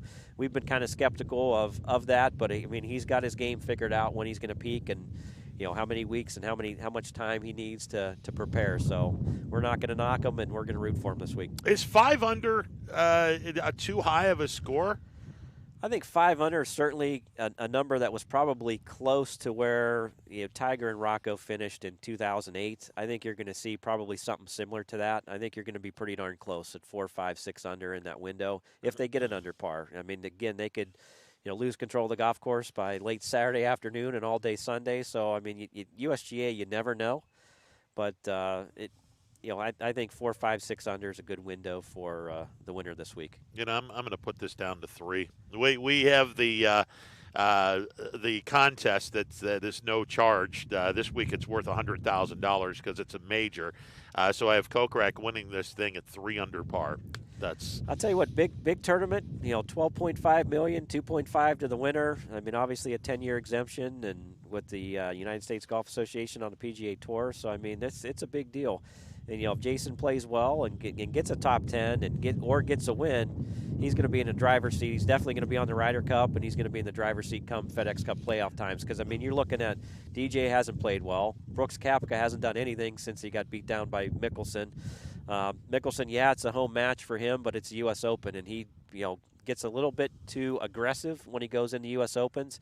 And I think if he can find a way to hit a lot of 3-woods, a lot of 2-woods, a lot of irons, and hit a lot of fairways, I think he would have won probably 2, 3, or 4 U.S. Opens by this time in his career. But he gets too aggressive and he gambles too much, when it comes to playing a U.S. Open. He's got to try to avoid a big number, and that's why, I mean, I wouldn't pick him this week just because, I mean, obviously it's a home game for him, but the Torrey Pines that you're seeing this weekend is very different than the Torrey Pines that he played as a kid, as a junior, him and Tiger both. Brian, before we let you go, and we're speaking with Brian Tilnar, and it's good to be in your backyard, by the way, on a perfect day like today.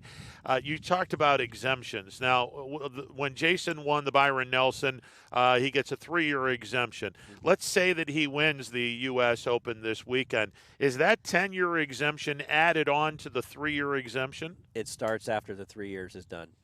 So he's pretty much set for 13 years. I'm thinking he's going to be pretty much set for pretty close to 8 or 10 years right now, because he's got the exemption from the tournament in Las Vegas, which was a 2. Yeah. And he picked up an invitational exemption, so that's 3. So you're looking at like 5 right there. Top 5, top 10 in FedEx Cup. If he finishes in that number, you're gaining some there too. So I think he's in pretty good shape. 6, 8, 10 years. But obviously if he wins this, tack another 10 to it, he's in really, really good shape. Obviously being, 36, 37, 38, somewhere in that window. I mean, you kind of hit your twilight on the PGA Tour with the exception of Phil between like 40 and 50.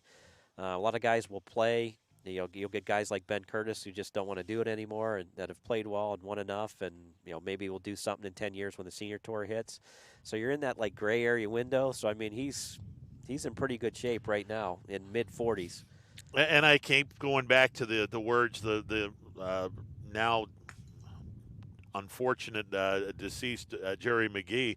I remember him years ago when he was on my show on terrestrial radio when we started talking about Jason Kokrak. I said, Jerry, what's the ceiling on this kid? And he flat out said, this kid will be a top 5 golfer if he has it between the ears. Mm-hmm. He'll be a top 5 golfer. He's a top 5 golfer right now. He is, as we speak. And Jerry, good friend of Mill Creek in the AJGA. He was our tournament honorary chairman a couple years ago, and he's just been super with the kids, signing autographs, and him and his wife volunteered. I mean, just great people, and certainly sad that of Jerry's passing this year. We're definitely thinking of him, and he's a great storyteller, just a fun guy to be around if you had the opportunity. And we're back here next Wednesday. We got to talk a little bit about that. We decided, hey, this weather, I mean, maybe we can will some more weather like this next Wednesday. What's going on next week? Next week, you'll have a myriad of people. You'll have the tournament chairman from the AJGA. You'll probably have Mike Senchek, the title sponsor. You'll have some players. The range will be a ton of people on. you'll have the opportunity to interview some players next week and watch them hit with the cams. They're very, very impressive, I will tell you that. We'll have the driving range roped off. We've got bleachers, so you see a lot of parents and a lot of people watching the kids. The kids are phenomenal, and probably more so, even more so phenomenal is how well the kids handle themselves at 12, 13, 14, and 15 years of age. They're not how we were as we were kids, I can tell you that. They're well mature beyond their years, which is neat. They interview well, which is unbelievable, which is part of what the AJGA does to prepare the kids for these tournaments and being able to play collegiate golf and be in front of media and television and radio and the whole 9 yards. So it's just a great tour, and as they get ready and prepare for here and go into college and getting scholarships, we'll have about 70 coaches here next week as well. So we may be able to pop a few of those over and interview them as well, which is neat. I want to say we had 13 of the 14 teams of the Big Ten here a couple years ago when Max Moldavin won it 2 years in a row. He's now at Ohio State. He's the one man at Ohio State, and he's ranked number 2 by the NCAA in the men's division. So he's the only player to ever win a AJGA back-to-back. And nice. we had it here in Youngstown, which I think is pretty cool. Yeah. I don't know if I could handle interviewing a 13-year-old me. I'd have to slap him around. Trust me. I got to be honest. They're maturer than we are, I can tell you that. Brian, always a pleasure. I know you're really, really busy. Thank you so very much for letting us hang out here. I can't believe we lucked out on such a great day. Pretty cool to be able to do it in person, so I thank you guys and DJ and the staff here. I appreciate it. There he goes, Brian Tolnar. He's one of the busiest guys around here for sure. We're going to take a timeout on the other side. More of this shenanigans. Maybe we can get a couple of these guys to come off of the range and actually talk with us, or more importantly, grab a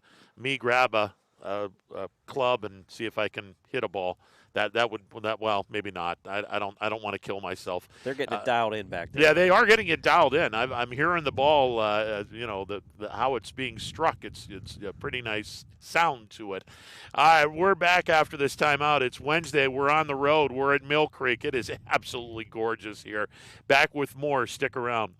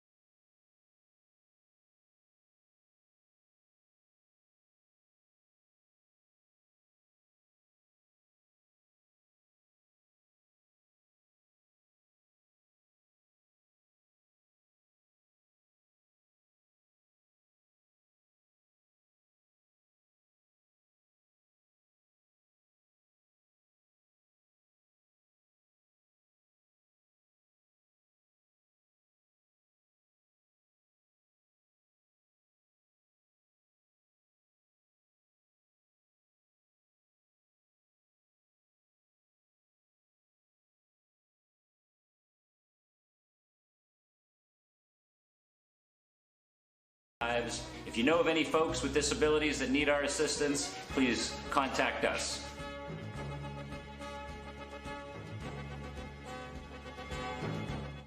Your teams work hard and give it all they've got. Well, so does ours, because 21 Sports and YSN give you extra effort when covering local sports. 21 Sports and YSN, winning coverage of our Valley's teams.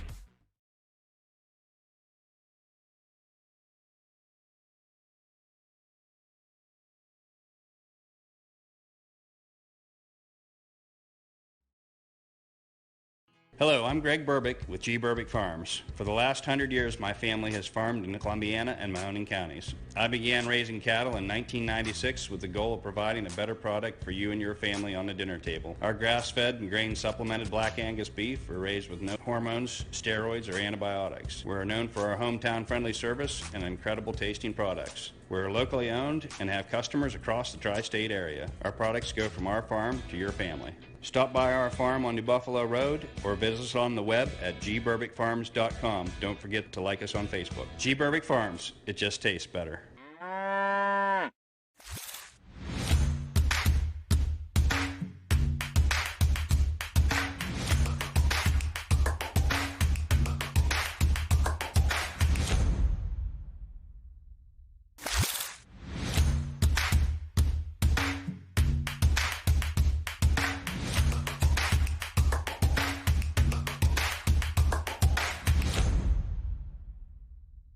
Hi, this is Tommy Clem, owner of WRS Insurance Solutions. WRS Insurance Solutions is a local independent agency that specializes in life, Medicare, long-term care, and disability products. Call us at 330-953-3722 or visit us at wrsinsurancesolutions.com to learn more. Good luck to all the student athletes in the Valley. If you're looking for a quality pre-owned vehicle, why shop anywhere else but Tri-State Ford? Choose from our great selection of pre-owned vehicles. Plus, we've got you covered with our exclusive Tri-State Ford Advantage. It includes a 10-year, 200,000-mile warranty with your pre-owned vehicle and much more. Come see why so many customers from the Tri-State area buy their pre-owned vehicle at Tri-State Ford. Customer focus, community driven. Tri-State Ford East Liverpool or visit tristateford.net. When looking for home design inspiration, don't just be inspired, be Baird inspired. Whether new or remodeling, Baird Brothers has the latest trends like shiplap to refresh your home. Go from inspiration to installation with our wide selection of in-stock American hardwoods. From the rustic charm of antique oak to the warmth of traditional cherry, Baird Brothers has what you need to make your home inspiring. Baird Brothers, our family's heritage, your family's home. Welcome back to a Wednesday edition of Running Point. Yes, we are on the road at Mill Creek. Anthony back joining me. Man, what a great segment with Brian Tolnar, and what a fantastic day to do some golfing and to see some of these guys try to crank the ball out in the driving range. I know you were getting a kick out of seeing some of our guys do that. There we go. Yeah, it was really fun to watch. The guys back there try to out hit each other. They have a driving contest a little bit now. You know, I'm watching because Brian Tolnar is going to try to fix Quinn's swing in about 5 minutes because he's got a meeting pretty soon. So he thinks he can do it.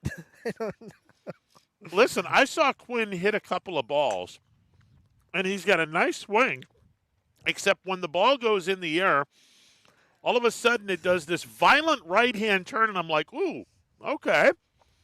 I don't know how that transpires, but he gets the ball in the air really well. I mean, we're seeing him right now on the Quinn with the backswing. Hello, friends. Oh, and he hits the ball and he shanks it to the right again. Way to go, Shankopotamus. Oh, no, Lordy. I'm just waiting for you to pull out a club. No. I mean, come on. Like, I mean, look, if someone else wants to. Did Brian have a tip? I'm guessing, or did we skip that segment? We skipped that segment. Oh well. Yeah, okay. we skipped that. I think he's doing the tip of the week right now with Quinn. So I think that he's getting the solo version of the tip of the week. See, look at this, Brian's Brian getting fixed. I'm telling you, he's going to fix him within 5 minutes. We might be Guinness Book of World Records quickest swing fix in world history.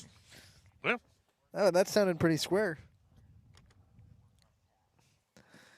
See, he's working on Brian's him right now. Brian's going to be like, yeah, I'm done. Okay, so who is your pick in the U.S. Open? Justin Thomas. Justin Thomas. All right. Who did you get? You had Kokrak winning, right? I was trying to hear that. And who did Brian pick? Jon Rahm. Okay. Thinking he's bouncing back from the mental I think that hurt of the Memorial. That and the way that he handled himself this week. I think it tells me that he's ready to go. He's ready to right a wrong And like we said in the first hour, I think what he did by not exploding, he's improved his brand. He was very mature about it. And I think that there was a growth to him with this where, honestly, I think he should be proud of himself for doing what he did. Can we, because just an hour ago, Ron said he doesn't eat on air. And here we are. I am. This burger is so freaking good. From Whole 55. I have to do it. Right? Whole 55, Whole the 55. on-site restaurant. We have been catered very nicely. I'm telling you right now, if just to play 18 holes, you don't even want to think about leaving. You have got to go over to Hole 55. It's so just good. For this experience itself. This is ridiculously good. It's so good that Ron turned himself into a human contradiction because literally an hour ago he says, I don't eat on air. Hey, and here we are. When in Rome, do what the Romans do. I'm eating, baby. That didn't end too well for the Romans, did it? They let Nero I take over. don't see Brutus anywhere getting ready to stab me in the back, so it's all good. Brutus and the rest of Congress.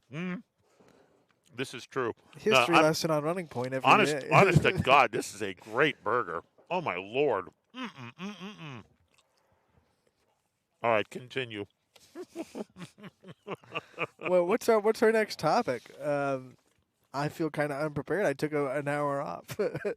How do we get past that? Holy smokes! Let's get in with the Indians because. No, wait. I wasn't on the show Tuesday. I don't know if you talked about it, but we had a no-hitter in Class B on Monday night. I did not know that. Who threw it? For the Astro Falcons, I'm gonna make sure I get this name right because I've been writing so many Class B stories that I have to make sure all these names don't get washed in my mind. Brian Perrone threw one for the Astro Falcons 18U against Whiting on Monday night. Wow. First no-hitter, to my knowledge, of the year in Class B. And, fantastic. And, of course, it comes from the Astro Falcons. Of course. And because the Astro Falcons have all pitching, and more pitching. Yeah. Let's see. His final line, 7 innings pitched, no hits. He struck out 11 and walked 4. And he threw 106 total pitches. That's not too shabby. So, I mean... And 106 over 7 innings really isn't that bad. Especially it's considering that you struck inning. out 11 and walked 4, and you still only threw 106 pitches. That's efficiency. That tells me that the other team was very aggressive early in the count against him. So, and that works to the pitcher's advantage when he's able to get some fly balls or have the player, have the batter beat the ball into the ground. That can definitely work as an advantage for the pitcher. I mean, when you pitch to contact, and if guys are aggressive early on in the at bat, and you get a 5 or 6 pitch inning, well, that will certainly do wonders. Not just for the pitcher, that does wonders in terms of changing momentum in the game. Scores from last night in 16U action for Class B. Avalanche beat Ballistic Baseball 7-6. Whiting bounced back. Well, actually not bounced back because it's 16U, but they had been skidding a little bit. They get a win over Dura Edge 7-3. Astro Falcons 16U with a big 11-1 win over Nightline. And the Prospects and Athletics, I think this is a first tie this year. They tied 5-5, went 8 innings, and had to call it quits after 8. So yeah. A tie in Class B in the 16U division between the Prospects and Athletics. Yeah, they have an interesting rule in Class B League Baseball. It's 2 hours and 15 minutes. If the 2-hour, 15-minute mark is in play, you have to finish that inning. Now, if it's, let's say, the 7th inning in a 7-inning game and the home team is in front, obviously, once the visiting team is done, then the game is over. You don't have to worry about it. But if, let's say, it's a tie ball game or the home team is trailing, you have to finish that inning and give the home team their final at bat. Let's keep it at the 7th inning. If it's the 7th inning and it's at 2 hours and 15 minutes, and let's say that the home team ties the game or the game is tied after 7 innings, well, you will have to play the 8th inning. It'll be Major League Baseball rules The last person that made the out in the 7th inning will go to second base. He'll be the runner at second base with nobody out. And then if you play the 8th inning and it's still tied, game over, tie ball game. Right. And that's how that worked out. And Creekside with a big 13-2 win over Eagleware in 16U. We did have 14U games last night, too, as they're winding down their Class B season. Almost done in 14U. The Astro Falcons blanked Whiting with an 11-0 win. We had Avalanche beat Eagleware 11-7 last night. You umpired a game last night. Who did you umpire? No, I didn't umpire anything last night. I umpired on Monday. Creekside beat VSN 9-0. A to Z, 17-3. Football score in 14U against Ballistic Baseball. And then the Athletics beat the Prospects 11-1. So some lopsided scores in 14U last night and some close scores in 16U.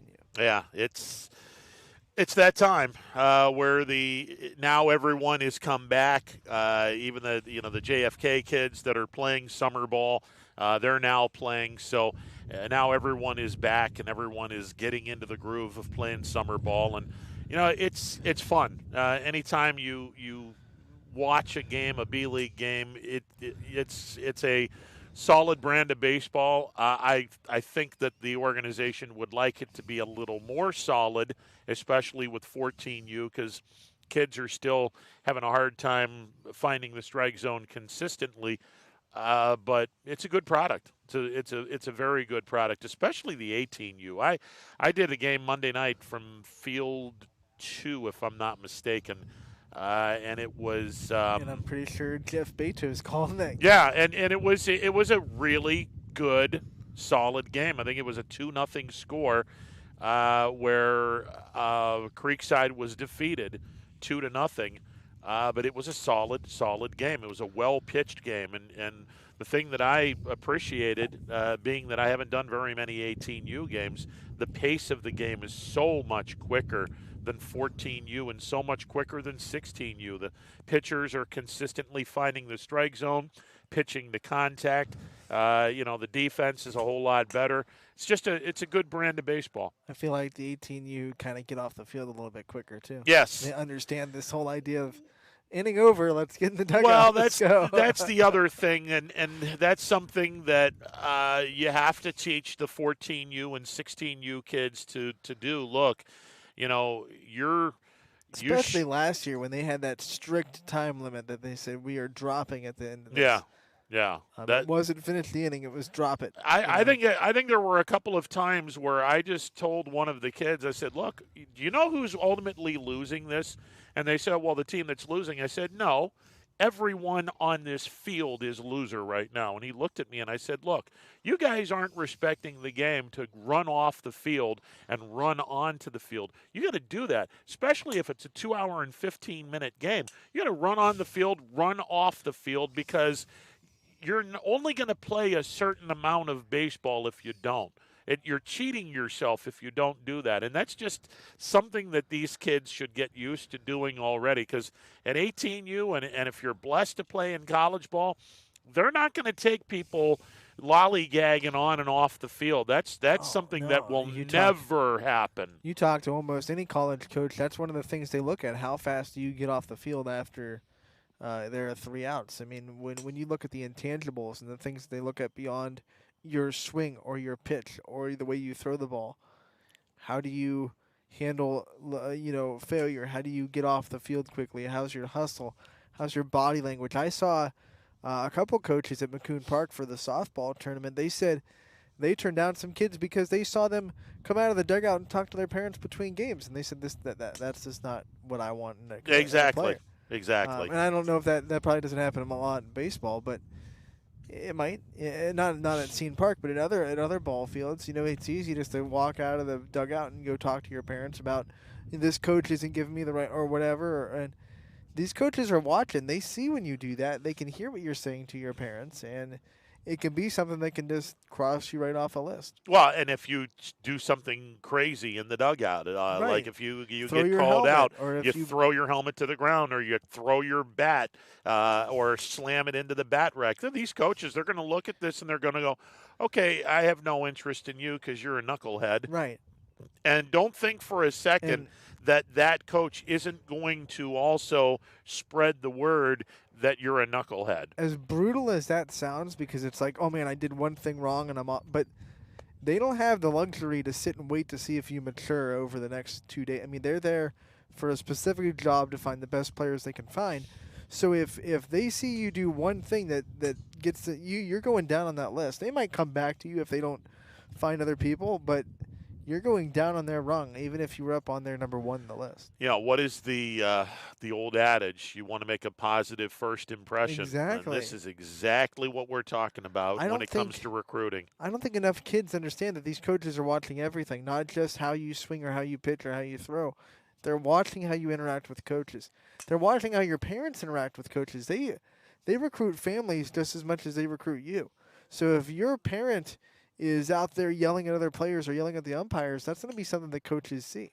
Parents need to know that too, because they'll lock that and they'll be like, well, that parent's going to be a problem if I recruit this kid. And no coach wants to have a parent give them problems. Hence the reason why if the parent's acting crazy or acting juvenile, the coach isn't ultimately not going to be interested in the kid, because when you're recruiting the kid, you're also recruiting the family. Right. Because the family is going to be watching as many games of this kid as humanly possible. So there you go. And I believe that we just got a 5 minutes lesson in which Quinn just got himself a perfect golf shot. Within 5 minutes, Brian Tolnar just fixed. Now he took him to his knees. Yeah, took him out. Down goes Quinn. Down goes Quinn. We're having some fun. It is just an absolutely gorgeous day in the Mahoning Valley, and here at Mill Creek, it's just an absolutely sensational day. Just gorgeous. The low humidity. Now it is a little windy, as evidenced by the moving mobile tent that we have. Every so often it moves, but no, it's been an absolutely gorgeous day. And next week we're back here to hopefully interview some of the players, some of the sponsors, and some of the other folks that are going to be taking part in the junior tournament. And boy, that'll be a lot of fun next week. Hopefully the weather will be just as gorgeous today, and hopefully just as gorgeous next week as it is today. Well, you can't really trust a 7-day forecast, but let's just for fun, let's just see. Well, right now my phone says Wednesday, partly cloudy with 72 degrees. So much like today, mid to high 70s, mid to low 70s, and sunny. That would be nice. That would be very nice. We got to take a timeout because on the other side, guess who's off to their best 64-game start since 2007? And it's a team that plays baseball in northeastern Ohio, and they have practically everyone that is on the injured list that's any good. Yet they're off to their best 64-game start. Do we have to talk about Major League Baseball? Because I don't want to discuss my team at all. Well, look, I mean, your team is still going to be okay. You're in the middle of rebuilding. They're getting bashed by the Tigers right now. Well, I mean, Detroit every so often will, like Kansas City, they're rebuilding. Every so often you'll get a glimpse of some really good baseball. And if that wasn't bad enough, Andrew Benintendi just went on the injured list with a fractured rib. One of our hardest hitters. Ouch. And it's like, of course. Ouch. Kick me while you're down. Well, the baseball gods, small g, have a way of doing that. Smite me, oh mighty smiter. You smiter, you. We'll take a timeout, be back with more. It is an absolutely gorgeous Wednesday edition of Running Point from Mill Creek. Stick around for more of this craziness. No matter what the weather, be prepared with a reliable, efficient Ruud gas furnace or air conditioner from MP Vivo Heating and Air Conditioning. Call your energy-efficient expert, MP Vivo, today for a free estimate. Here at MP Vivo, we rely on Ruud, and so should you. It's storm season. I think we're under the gun for some heavy storms over the next couple of hours. And Storm Tracker 21 is ready. This is probably the one we're keeping a closer eye on. On air.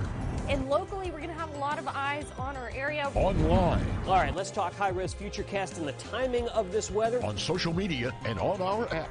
Rain will come and go tomorrow. There'll be some dry intervals. Stay ready with Storm Tracker 21. The severe weather threat now through around sunset this evening. Myers Family Insurance knows the importance of a great team. Our team continues to grow to help you with your Medicare and retirement needs. The annual election period is October 15th through December 7th. Now's the time to make sure your plan continues to meet your needs for the upcoming year. Call today.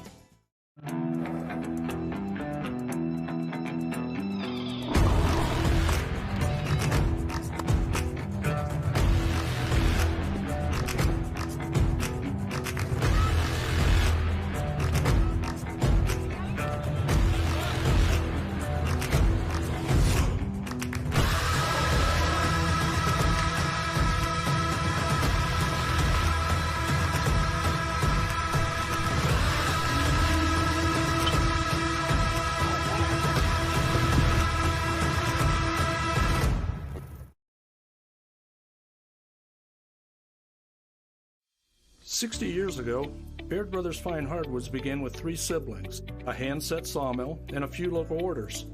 And while business has certainly changed over the years, what has not are our principles of hard work, craftsmanship, and commitment to quality. At Baird Brothers, we're proud to put our name on the products we create, from moldings and doors to flooring and lumber. Thank you for 60 great years.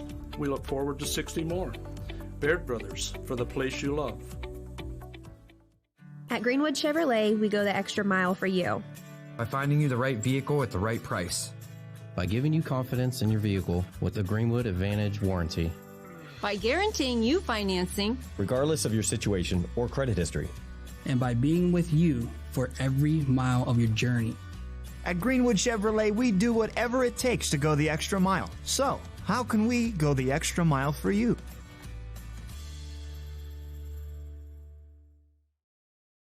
Hi everyone, this is DJ Yoakley with Your Sports Network. We appreciate your support of YSN and welcome you to the YSN family. Our broadcast streams are brought to you live at no cost to you by sponsors that are local to this community. Without the vision and generosity of our sponsors and partners, we would not be able to bring this game to you today. So please support the great businesses and leaders that are making this game possible. And if you're a business in need of great advertising and sponsorship opportunities, feel free to head over to our site for more information on the right fit for you. We are local, we are loyal, and we are live. We are YSN. News doesn't stop after the sun goes down. Sometimes you just have to hustle to get it. At 21 News, no matter how far it is, no matter what it takes to get there, we're working to bring you the best stories and the freshest content at 11 p.m. with the context and clarity that makes it worth staying up for, no matter what time it is. 21 News at 11 with me, Aaron Simonek, and Derek Steyer. 21 News at 11, news that's worth your time. WRS Wealth Advisors is the area's premier wealth and retirement specialist. With our combined 70 years experience and comprehensive wealth strategy, we assist our clients attain their goals. Call 330-965-0370 to learn more about our individual and corporate financial planning services, or visit WRSWealthAdvisors.com. Good luck, athletes. every customer has a story, whether it's buying a car for the first time, helping them get approved, or finding the perfect car for their budget. I'm proud that people trust me with their story. I'm Tracy, and I'm ready to go the extra mile for you, only at Greenwood Chevrolet. Welcome back to this Wednesday edition of Running Point from an absolutely gorgeous Mill Creek Park, the golf course. We are over near the driving range. Ron, with you alongside Anthony. And I'm just glad they put us behind the driving range and not in the driving range. Yeah, no kidding. If we were in the driving range, we'd have to have some protection around us. You know, we'd have to. This tent would probably have a target on top of it. Well, I don't know. I wouldn't feel comfortable. And Ron would be holding up a sign that says "Hit ball here." Yeah, I wouldn't feel comfortable. That's for darn sure. Hey, we have some breaking news from Youngstown State, which we definitely need to talk about, and that's the fact that they have opened up not only the tailgate lot. I think they want you out there. Yeah. You're getting called up. Yeah, right. They've opened the tailgate lot. They've also opened the stands. Take a swing. I'm going to be Charles Barkley with a swing. This is going to be awful. All right, here we go. This is going to be awful. Use some of those tips that Brian has been giving you for the last year.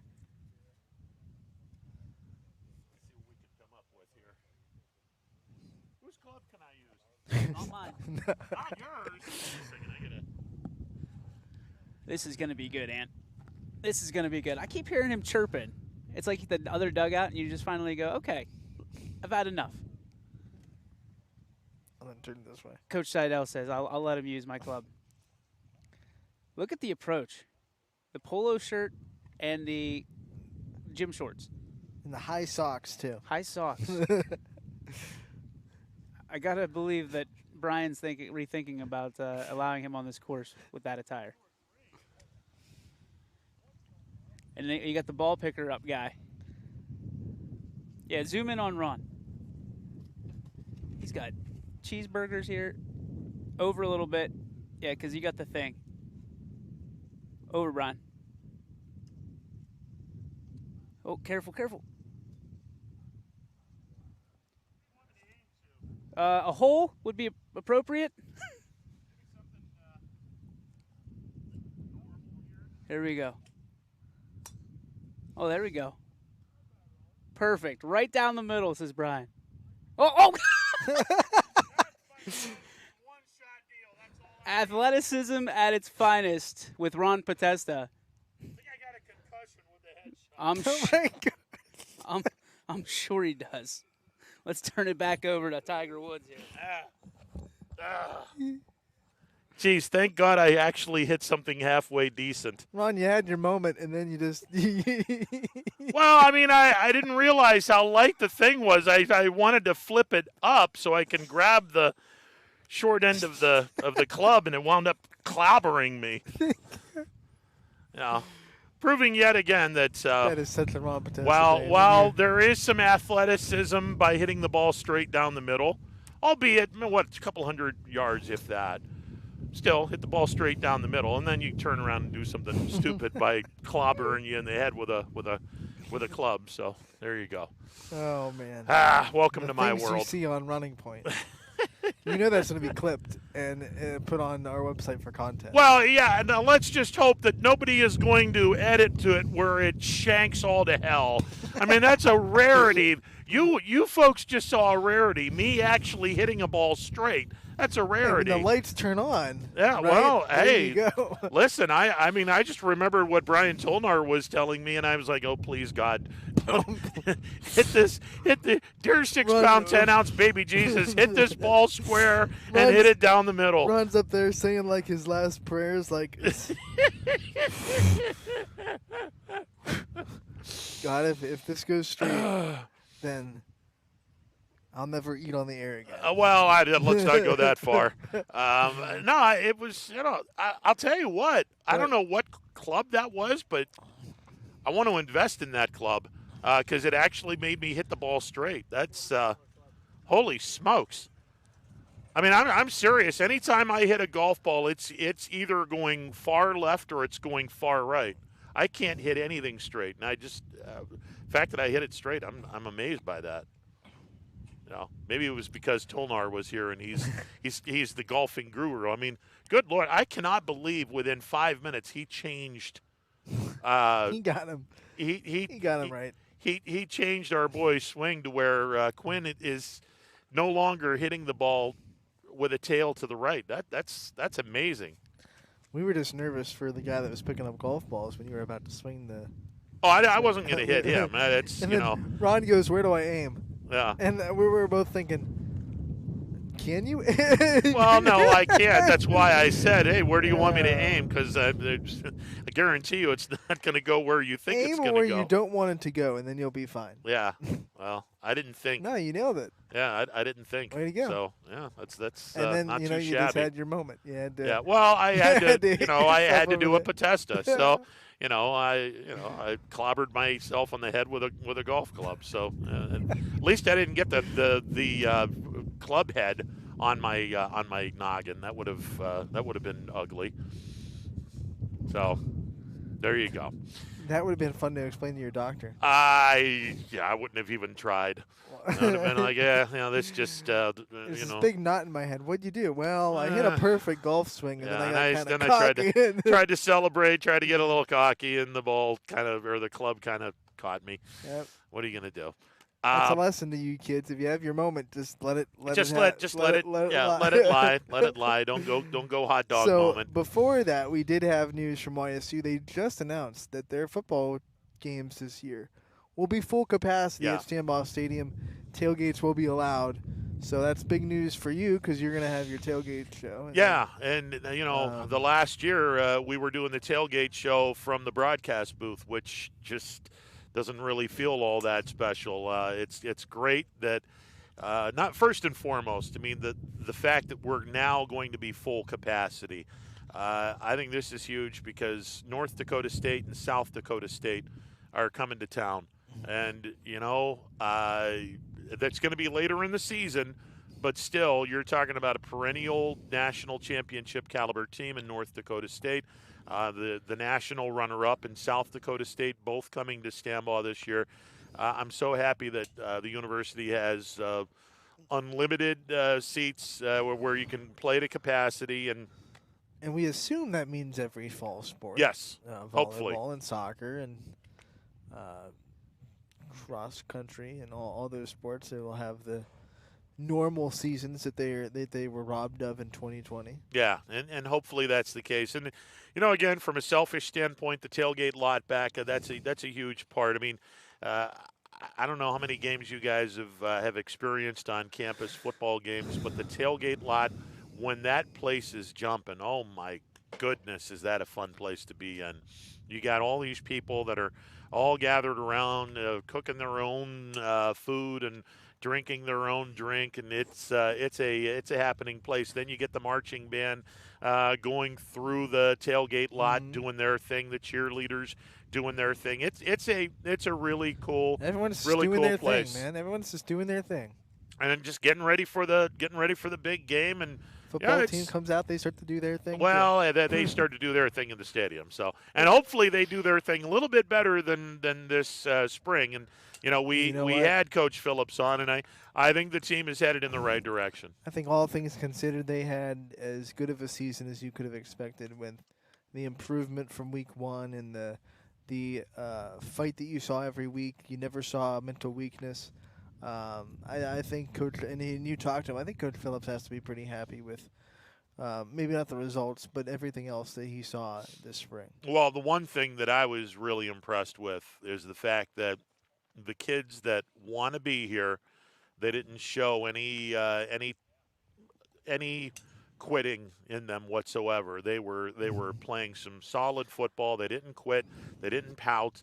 You had some really good body language on the YSU side of the field. I'm always on the opposite side of Youngstown State when I'm doing some work for the Missouri Valley Football Conference as the liaison to the replay folks, and I'm on the other side. I'm on the visiting side, so I can see across the sideline and look at the kids. And there wasn't bad body language with that team. And you're still getting some kids that are transferring out of Youngstown State. And I remember when Coach Phillips and President Tressel came to YSN early on when I was doing Running Point, and when John was still with us, and we were talking, and I can vividly remember Coach Phillips saying, "Hey, if these kids don't want to be here, the door is over there. You can leave anytime you want to. I only want kids that want to represent Youngstown and play for the red and white of Youngstown State University. All others, get the heck out of off of my team and get out of this area." I can appreciate that. And they made good use out of the transfer portal. And they got that big quarterback from Army. So I think there's now legitimate quarterback competition in the YSU camp this year. Well, and the other thing, and I made a point to ask Coach Phillips, did Mark Wade do enough to secure a position? He said, no, absolutely not. He didn't do enough. And that's the end. I mean, you never secure your position. You always have to fight for. I mean, if you let kids out, you got it, you're good. Then what's Mark Wade then do? Yeah, I mean, complacency is going to is going to creep in. But what I will say about Mark Wade, and what I think he did a great job of, is the ability to control that locker room and take that job by the horns this year and just earn everybody's respect. You could tell when he was kind of solidified as a starter, that team, and especially that offense, got a little bit more structured, a little bit more fight and belief in themselves. The offensive line kicked in really well. It's like they fought for Mark Wade. So I thought he did a really good job with his leadership qualities and his ability to grab that job by the horns and just take it. Because for the first 3 games, we were sitting here thinking, I even said after I think the second game, you gotta pick one or the other and just let the team go with the quarterback. And the next week they did it, and then all of a sudden you saw their offense start to really improve. Yeah, and the one thing I think that Youngstown State, and I was kind of hoping that they would get a little bit more out of the transfer portal, and the wide receivers were very inconsistent in that they weren't able to catch the ball very well. By the way, we got to talk about your golf swing and how Brian fixed it. I mean that's crazy. How he was able to do that within 5 minutes. We'll get Quinn on here after my thought. Just hopefully they can go out and they can get some receivers, or the receivers that they have get more consistent in terms of catching the football. When we were talking to Hannon, there are some receivers that didn't play this year, right? Yeah. That are getting back. Yep. So I wouldn't give up on the receiving corps just yet at YSU. I'm going to be real curious to see how hard they're working and just have the finished product. And they look, better be working hard, because they're probably when you look at that roster and you say, well, where was the weakest part? It was probably the wide receiver corps. I think you're absolutely right. Underachieving part, and the coaches let them know that way more than we do at the media. So the coaches are in there every day of practice saying, you guys need to get better. Yeah. And probably calling them out, probably putting their manhood into question a little bit, and that always gets guys fired up. Well, and listen, especially receivers. I don't think that it's going to be one of those situations where you go 1-7 to 7-1 overnight. It's not in this conference. Not in this conference. You have half of your roster is either true freshmen or redshirt freshmen. My goodness, the future for this team is going to be really, really bright. But I think it's probably going to be a slow but sure rise up. I'll be happy. 10-game schedule this year. I'm going to be happy if they go 4-6, 5-5, 6-4.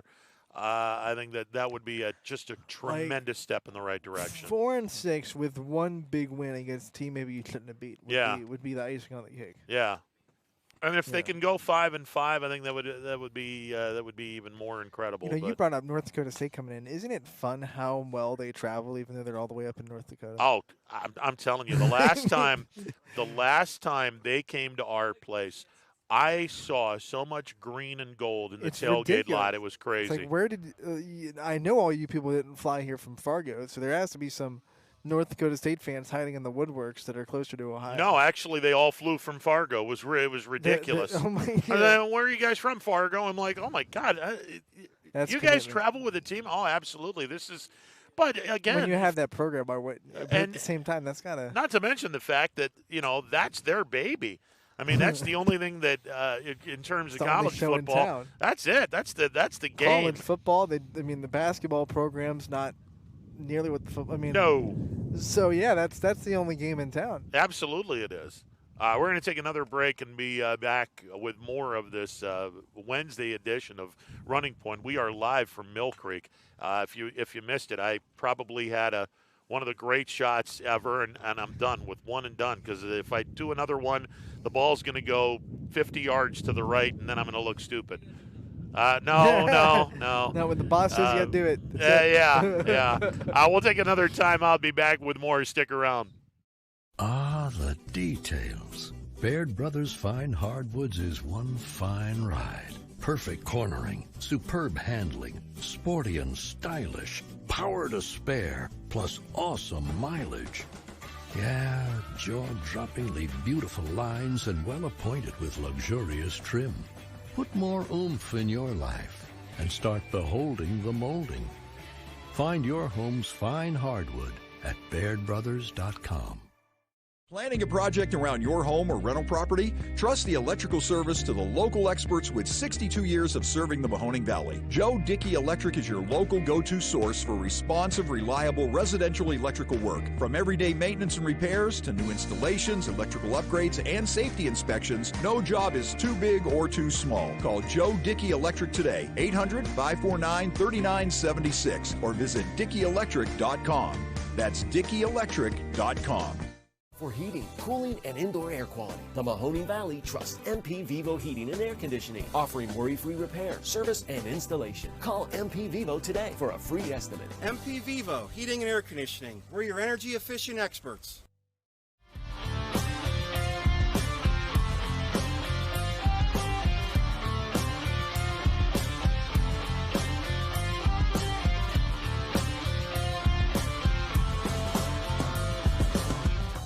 If you're looking for a new Ford vehicle, why shop anywhere else but Tri-State Ford? Choose from our great selection of new Ford models. Plus, we've got you covered with our exclusive Tri-State Ford Advantage. It includes a 10-year, 200,000-mile warranty with your new Ford. Come see why so many customers from the Tri-State area buy their new Ford at Tri-State Ford. Customer focus, community driven. Tri-State Ford East Liverpool or visit tristateford.net. Welcome back to this Wednesday edition of Running Point, live and in living color from the Mill Creek driving range. Where Technicolor. Yeah, Technicolor, the living color, any color you want to talk about. Man, I'm still blown away by how fast Brian Tolnar was able to get Quinn to have the ball go straight instead of make that tail to the right. I mean, he hit a ball and then, was down for the count for a little bit, but no, I was impressed by that. And it's just that was, for me, I think that would have been a great marketing tool for how the guys and girls that do the private lessons here at Mill Creek, how they go about their business. It would have been a great marketing tool for our tips of the week too. I'm pretty, he knows what he's talking about. Listen, I'm pretty sure that Brian Tolnar gave the tip of the week to Quinn, and Quinn now has his tip of the week, and it has a bad back along with the tip of the week. But there you go. I'm telling you, these guys brought out all their golf bags and whatnot. If the scrappers were on the road, it would have been nice. I would have been able to grab my bag and shoot a little bit, but we got baseball to do tonight. Game's at 7:05, and I'm always there 2.5 hours early to make sure things go right. I mean, let's be honest. The food is there at a pretty good time as well. So I mean, it's there you go. We already talked about the food here from Hole 55. Oh my Lord! Yeah, I said how it turned you into a human contradiction because just an hour before, that's true. Ron goes, "I don't eat on the air," and then we come back from a commercial break and he's going down on a hamburger. Well, listen, I could not get my hands off that hamburger because it was that good. That's if you're golfing 18 holes. First of all, whether it's the north or the south, you're going to get challenged in a big way because both of these 18-hole courses are absolutely fantastic. But when you're done golfing, you have really got to make a trip over to the 55 because, oh, my God, is that food incredible. Double nickels, man. That food is absolutely insane. You know what else? It's affordable. It is. Like, you're not going to be breaking the bank after doing a round of golf and then go into a restaurant that's also, grabbing your wallet. It's very affordable food. Absolutely it is. And just the atmosphere there. second to none. And, the one thing that Brian was talking about with the capital improvements, and there's going to be some more capital improvements because they're only in year 5 of the 10-year capital improvement scenario. That's scary. The restaurant is going to get bigger. The practice greens and the stuff around the practice greens, that's going to improve as well. That makes you just wonder what this place is going to look like in 5 years. Let me tell you something. Woo! 5 years ago, this place did not look nearly as pristine as it does right now. I absolutely love the way this golf course looks. And it's not just because Mother Nature has given us an unbelievably great day. This is an unbelievably good course. And I can only imagine what it's going to be like 5 years from now. But one thing that we've always talked about is never to have complacency. This place doesn't have any complacency. That's why they're great, because it would be really easy for the crew here to be like, this is a great golf course. We're done. Let's just sit back and relax and call it great. But they always find ways that it can be better, ways to improve it, ways to make what's great even better. And complacency is the enemy of greatness, and everyone here kind of buys into that. Yeah, this is just a gorgeous atmosphere. And again, 36 holes of golf, 18 holes on the north end, 18 holes on the south end. Plus the par 3 course. Yeah, and there's 18 holes on the par 3 course as well, which is absolutely incredible. And it's beyond the driving range, which DJ right now is hammering some golf balls at a very, very nice clip, I might add, with his brand new clubs that he has pulled out. That's a sharp bag, isn't it? Oh, that is a sharp bag. Brian Tolnar really hooked DJ and YSN up, and then we definitely thank him for all he does. He's coming on our show, talk to us schmoes every week, and teaching us jabronis about golf. See, now, here's the perfect scenario. One of the kids that we highlight, one of the many, many kids that we highlight on YSN, some point down the road, that kid becomes a really good golfer to the point where he or she is on the tour. That's when you have to have YSN stitched to the bag. You know, you never forget where you came from, and you put YSN on the bag. So hopefully we will get that opportunity at some point with one of our young kids that will hopefully get an opportunity to be on tour. That would be great. I want to bring some attention to this morning. We posted a player profile with a couple of the Warren JFK standouts. One of the big ones, we'll have a few more before the week's, but Michael Morrow had an amazing, not just amazing state championship, but amazing state tournament for JFK. And he's one of those guys that kind of gets undershadowed a little bit because, you talk about Gavin Trum, you talk about Cam Hollabaugh. He's one of those guys in JFK's lineup that just takes the lunch pail to work, sets it on the dugout bench, and says, let's go.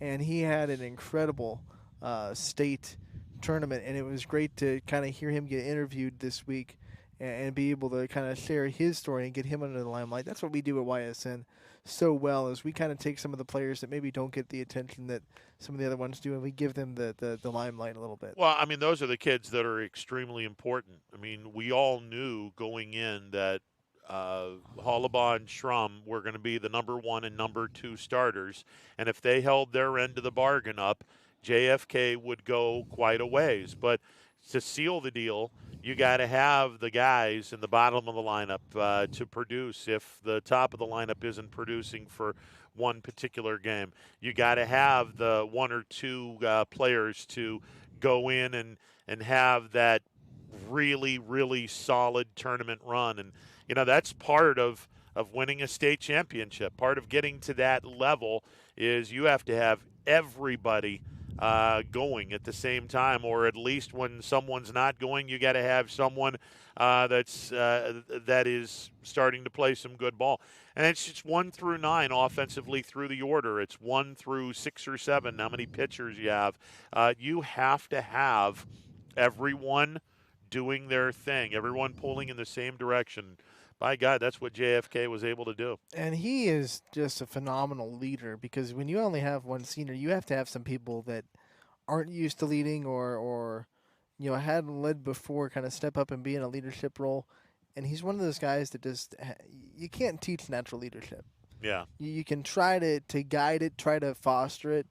But when a guy is either a natural vocal leader or he's not. There's not going to be like a coaching seminar on how to become a great vocal leader. The ones that can't really vocally lead end up leading by example, which is just as good. But you need some vocal leadership, and he's definitely one of the guys that just knows what to say to his team and knows how to get people in the right mindset. And I think that's so evident in watching them kind of rally around this kid. Well, Walsh College is getting a really good athlete, but an incredibly special person. And I would also add, Walsh College is getting another very incredible and special athlete by the name of Krista Perry. I don't know if anyone saw that or not. Krista just signed the John Hancock on the dotted line to say that she will be doing track and field at Walsh College. Walsh College just got two of our finest kids in the Mahoning Valley, and I think that's going to be an outstanding get for the women's track program and the men's football and baseball program. To talk about Krista Perry, I mean, you talk about someone that went from kind of reserved as a freshman to a straight-up leader and a straight-up emotional guide for her team as a senior. We got to interview her a lot over her career, and man, the ways that she has matured and grown from freshman to seniors is something you don't see too often, not just on the track and field, but on the basketball court as well. One of the things I appreciate about Krista is the fact that she kept her mouth shut her freshman year. You know, she listened. And there's a lot of underclassmen that don't necessarily listen. They like to talk. Those that listen when you're underclassmen, you get to understand what the upperclassmen are saying. You get to absorb everything that the upperclassmen and the seniors are saying. So when you become a senior, you're going to be the one that's going to be passing along that knowledge to the next freshmen and sophomores. It is so important, and I know this, we're in summer, so kids can be watching. Kids, if you happen to be going into your freshman year, going into your sophomore year, don't say anything. Or at least, unless you're spoken to, don't say anything. Sit back and listen. Listen to what your upperclassmen teammates are saying. Listen to what some of the coaches are saying. Do a whole lot more listening and a whole lot less talking. What's the old adage? You're given two ears and one mouth for a reason. Exactly. You're supposed to use your ears exactly. twice as much as you use your mouth. Exactly. If you're a rookie, even when you get into the pros, if you're a rookie, you're not talking. Shut your pie hole and listen to what the veterans have to say. The biggest advice I'd give to freshmen coming in is your role is going to dramatically change from what you were in 8th grade to what you are now, what you mean to your team as a freshman. You know, if you're coming in and you're going to be a staple, because there are freshmen that come in, they start right away, they're staples to their varsity team. That's your role. But you have to understand what your role is on the team, accept it, and then embrace it, because there's a lot of difference between understanding your role and then accepting your role. Because a lot of people, they get it, but they can't accept it, so they're not getting it. They're not letting it, go all the way. And you got to understand it and then accept it. Yeah, and I see a lot of freshmen come in thinking they're going to be what they were for their 8th grade team, and their role might shift a little bit in their freshman year. And it's hard to kind of navigate that. Yeah, it's hard when you have become the best of the best in the junior high level. I mean, when you think about K through 8, the 8th graders, they're the top dog, they're the leaders. Now all of a sudden you're all the way back down into the lower bowels of high school where you're now a freshman. You're not a leader. You're not a leader yet. Unless you have a program that's filled with freshmen and no seniors, you're not a leader. You're going to be someone that you have to, like you said, you have to accept what role you are being given. You have to come to grips with it and accept it. Coming to grips with it, that's good. But if you don't accept it, then you truly haven't come to grips with it, and that stunts your growth.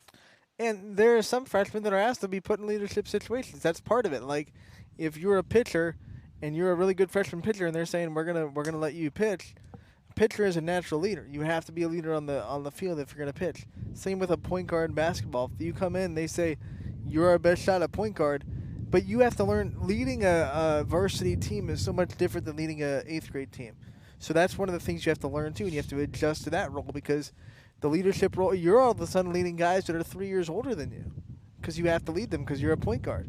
When I see freshmen handle that transition really well, that tells me that if they go on to play in college, they're going to be able to handle the next step and taking it very well. Because if you can handle it going, like you said, from the top of the rung in 8th grade to the bottom as a freshman, you have to do that again in college. Absolutely. So the kids that can handle that really well really take a good step as to becoming a college athlete. And I think one of the great reasons why Walsh has picked up 2 of the better not only athletes in the Mahoning Valley, but 2 of the better kids in the Mahoning Valley that happen to be athletes.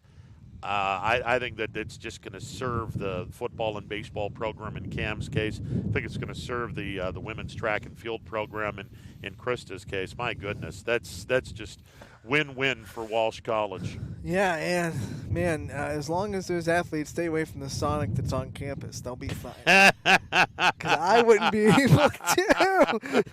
Give me the cream slush every day. Yeah. Well, it would ruin my athlete's diet. Yeah, I'll tell you that. Yeah, then you'd go from being an athletic body to me. You don't want that. So there you go. I was going to LSU has one on campus too, and I know some people that played softball for LSU. I texted them. I said, "How in the world did you stay away from that? Because it's right there and it's so tempting." And they're like, "We didn't." There you go. Wow. I mean, thank God that you got the metabolism that's going around real quick. Otherwise, you're going to be gaining some weight there. No 2 ways about that. What a gorgeous Wednesday. Wind is starting to pick up. We just got the wind. Yeah. Wind is starting to pick up. But did we anger the gods? No. It's been going on all day. Ron? Hey, it's been going on all day. I was going to say, because I got to throw this out because I'm a huge Indians fan. The Indians are off to their best 64-game start since 2007. I don't know if that's a bad omen or a good omen because usually this Indians team is like slow start, and then back in the gear. Yeah. Can they keep it up is the question. Well, this is interesting. I mean, when you consider the fact that you don't have Lindor, Nope. You don't have Bauer. Nope. You don't have Kluber. Nope. You don't have Clevenger. Nope. Bieber's on the disabled list. And by the way, it's not going to be just 10 days. So is Franmil Reyes. He's going to be out probably 4 weeks. Franmil's going to be out for a while. You've got Plesac out for a while.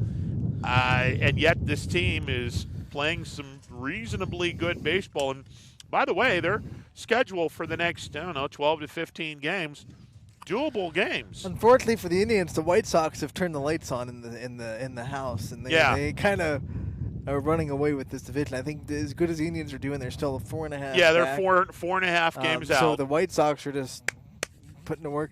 We said a couple weeks ago no one was running away with the division. It was like kind of everyone was kind of finding themselves. Well, the White Sox found that switch. And they're playing really good baseball right now. And it's funny because they've lost 3 big-time players for most, if not all, of the year. I think it's just amazing how they're doing this. It just took a minute to adjust to what their team identity was going to be without those guys. Yeah. Because we said that who was the outfielder that got hurt right before Louis Robert. Yeah, when he was gone, we were like, that's going to be a big blow to this lineup. And it was for like 2 or 3 weeks of the season. But good teams adjust, and they just said, okay, now what do we do well with this lineup? And they adjusted really well. They found it, like I said. Now they're playing really good baseball, and they're running away with that division right now. Yeah, they're up 4.5 games on the Indians. And I think that the team that is probably shaking their head going, what in the world just happened? How did this happen? Is the Minnesota Twins. Oh, man, are they bad? They're bad. Yeah. They're bad. Rocco Baldelli is on the hot seat and then some. That's you go from winning the division for 2 years in a row, right? Yeah. Getting to the playoffs, and then he's 16 games out of first place. Are they in the basement? Or they're in the basement. They're in the basement. Yeah, so they're in the basement. It's not been a good year for Minnesota. They're 15 games under 500. Look, get back to 500 and then see what happens. But it might take a while for them to get back to 500. I don't think they can do it. 15 games is a lot to make up when you're not playing good baseball. I mean, you're going to have to essentially a 15-5 run, which is an incredible run. That still only gets you 10 you're still games. 5 games You're back. still 5 games under 500. I mean, you've dug yourself a pretty deep hole. I'm just hoping the Royals can end 500. They're 6 games below 500 Yeah. right now, but they're on like a five game losing streak. Yep. So, they were sitting pretty like at a 30-31 record, and there was a point where they were 30-28, and they were, I think, like 6 games back. And, what are you going to do? But they lost Andrew Benintendi, which I thought was, dang. Salvador Perez is going to win the Silver Slugger Award for the catcher. I think he's the best catcher in baseball right now with the way he's hitting and obviously what he does defensively. 6 Golden Gloves in his career. Yeah. Well, again, 64 games into the season, and the Indians off to their best start since 07. I don't know if it lasts. I mean, you got to remember the 16 and 17 campaign. They both had win streaks of 13 and that long 22-23 game winning streak. So, that's I don't want to tall jinx order. anything for you, but this might be the first bet you win with DJ. I'm not saying anything So- about it. That's why I'll say it for you. I'm just hoping that this team. I'll say it for you. I'm just hoping that this team can not 'Cause, fall apart. it was 85 wins. Yeah, 85 is the benchmark. So you got 49 to go. Yeah, 85 is the benchmark, and right now at a 563 win percentage, the Indians, as of right now, are on pace to win 91 games. So we'll see what happens. There you go. But They're again, put together with duct tape and they're working. But again, they're without Bieber, they're without Perez, they're without Reyes, they're without Plesac. Here's the interesting thing. Does reasserting those guys automatically make that team better? Because sometimes it goes, you think, and logic says it will, but there's this like role that they get on without those players, and then when they get reinserted, teams like take a minute to readjust to what they were. I think Perez is a slam dunk. He'll make everyone better because he handles the pitching staff so well. Right. Bieber's a slam dunk because because he's a pitcher. Yeah, Plesac, I don't know because Plesac is he still hasn't grown up yet. You just wonder how the teams will readjust to having to have those guys back in the rotation lineup when they started to kind of hit their stride with them out of it. Listen, what I'm interested in seeing, and I firmly believe, and I think I said this on social media, even though I don't know if Bobby Bradley can keep doing what he's doing, but if Bradley, Reyes, and Ramirez all play to their capabilities, you are looking at 100 home runs between the three and 300 RBI between the three. That is a ridiculous amount of numbers and especially if you were to put Ramirez at the 3, Reyes at the 4, Bradley at the 5. Who do you avoid if they're all on their A game? Who do you avoid? That's crazy. But again, Bobby Bradley has to play as good as he's playing right now or close to as good as he's playing right now and keep playing at or near this level and not be the Bobby Bradley that we saw 2 years ago disintegrate.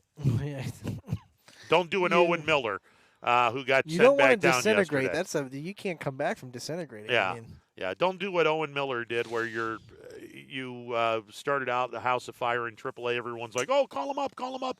And then he's hitting 110 in the major leagues. I mean, that's – oops. Yeah, you weren't ready. The other guy, speaking of not ready, Tristan McKenzie, hopefully – which is weird because when they first that half season he played in he was pitching really well. Yeah, he was pitching well. For whatever reason, he's got the yips when it comes to walking people. He doesn't have it in the minor leagues, but he has the yips in the major leagues, and that goes along with growing up. You need to grow up, and hopefully he'll be able to get over that whatever What's that commercial? issue. I don't want to grow up. The Toys R Us kid. Yeah. I don't want to go to school. Yeah. Hopefully Mackenzie grows up. Want to be a Toys R Us kid. Yeah. Hopefully he isn't a Toys R Us kid. So. That's a throwback. Yeah, no doubt. Well, we get throwbacks on this show. Yeah. What we can I bring tell a little you? bit of everything. We've Yeah. had history lessons. Exactly. Pop culture references. And we bring gorgeous weather, apparently. I mean, what a beautiful day today. Good Lord. Any day is a perfect day on the golf course as the maintenance crew is continuing to do some really cool things And I haven't around yet here. seen one gopher. No. So my Caddyshack references can't happen. Yeah, because there are no gophers. so you don't have a Bill So Murray I can't- type going, I get already all the gophers. I can't, go kill all the golfers, eh? No, I said gophers. Oh, I thought you said golfers. Excuse me, if I kill all the golfers, wouldn't that be bad for business? Not golfers. Golfers. We'll take another timeout on this glorious Wednesday edition of Running Point. Stick around, more to come. At Greenwood Chevrolet, we go the extra mile for you. By finding you the right vehicle at the right price. And by being with you for every mile of your journey. Visit greenwoodchevrolet.com and tell us how we can go the extra mile for you. New things happen all day. Some are good, some not so good. In today's complicated world, while you're busy working, playing, and living life, we're busy helping you make sense of the day's news. And there's only one place where it comes together with clarity, context, and accountability. It's 21 News at 6 with me, Madison Tromler, and Derek Steyer. 21 News at 6. It's what the day's news really means to you. Welcome home to a home made homier with Baird Brothers Fine Hardwoods. Inspiration starts at BairdBrothers.com and is turned into reality when high-quality hardwoods are delivered right to your home. Baird Brothers has the latest design trends, shiplap and skinny lap interior siding, antique oak rustic flooring, and, well, you'll find them all at BairdBrothers.com. Ordered easily, delivered conveniently, enjoyed comfortably. BairdBrothers.com. WRS Wealth Advisors, the area's premier wealth and retirement specialists. Located on South Avenue in Boardman. Hi, this is Jim Myers with Myers Family Insurance, your local Medicare and retirement resource. We're excited to have sports back. Whether you're on the field or cheering from the stands, sports unifies communities and brings hope for the future. We're all one team working together. At Myers Family Insurance, we know the importance of a great team. Our team continues to grow to help you with your Medicare and retirement needs. The annual election period is October 15th through December 7th. Now's the time to make sure your plan continues to meet your needs for the upcoming year. Call today. Hi, I'm Colin Chupa. And I'm Kelsey Klim from K-Squared Marketing. Our boutique marketing firm specializes in media planning and buying, public relations, event marketing strategies, and strategic sponsorships. We can integrate our services with your existing game plan, or we can be your entire marketing team. Your goals, our game plan. Let's win together. Call K-Squared Marketing at 330-623-2730 or visit ksquared.marketing to learn more. Hey, before we close up shop on this Wednesday edition of Running Point, let's go through what we're going to have on the network tonight. Class B games at 5:30. We'll have Whiting Roll-Offs versus Prospects 18U and Astro Falcons versus the Avalanche 16U. Those are both 5:30 starts. At 6, you can watch Nightline versus Athletics, Class B 18U. And then 18U moves into the 8 o'clock hour, Astro Falcons and Ballistic Baseball 18U.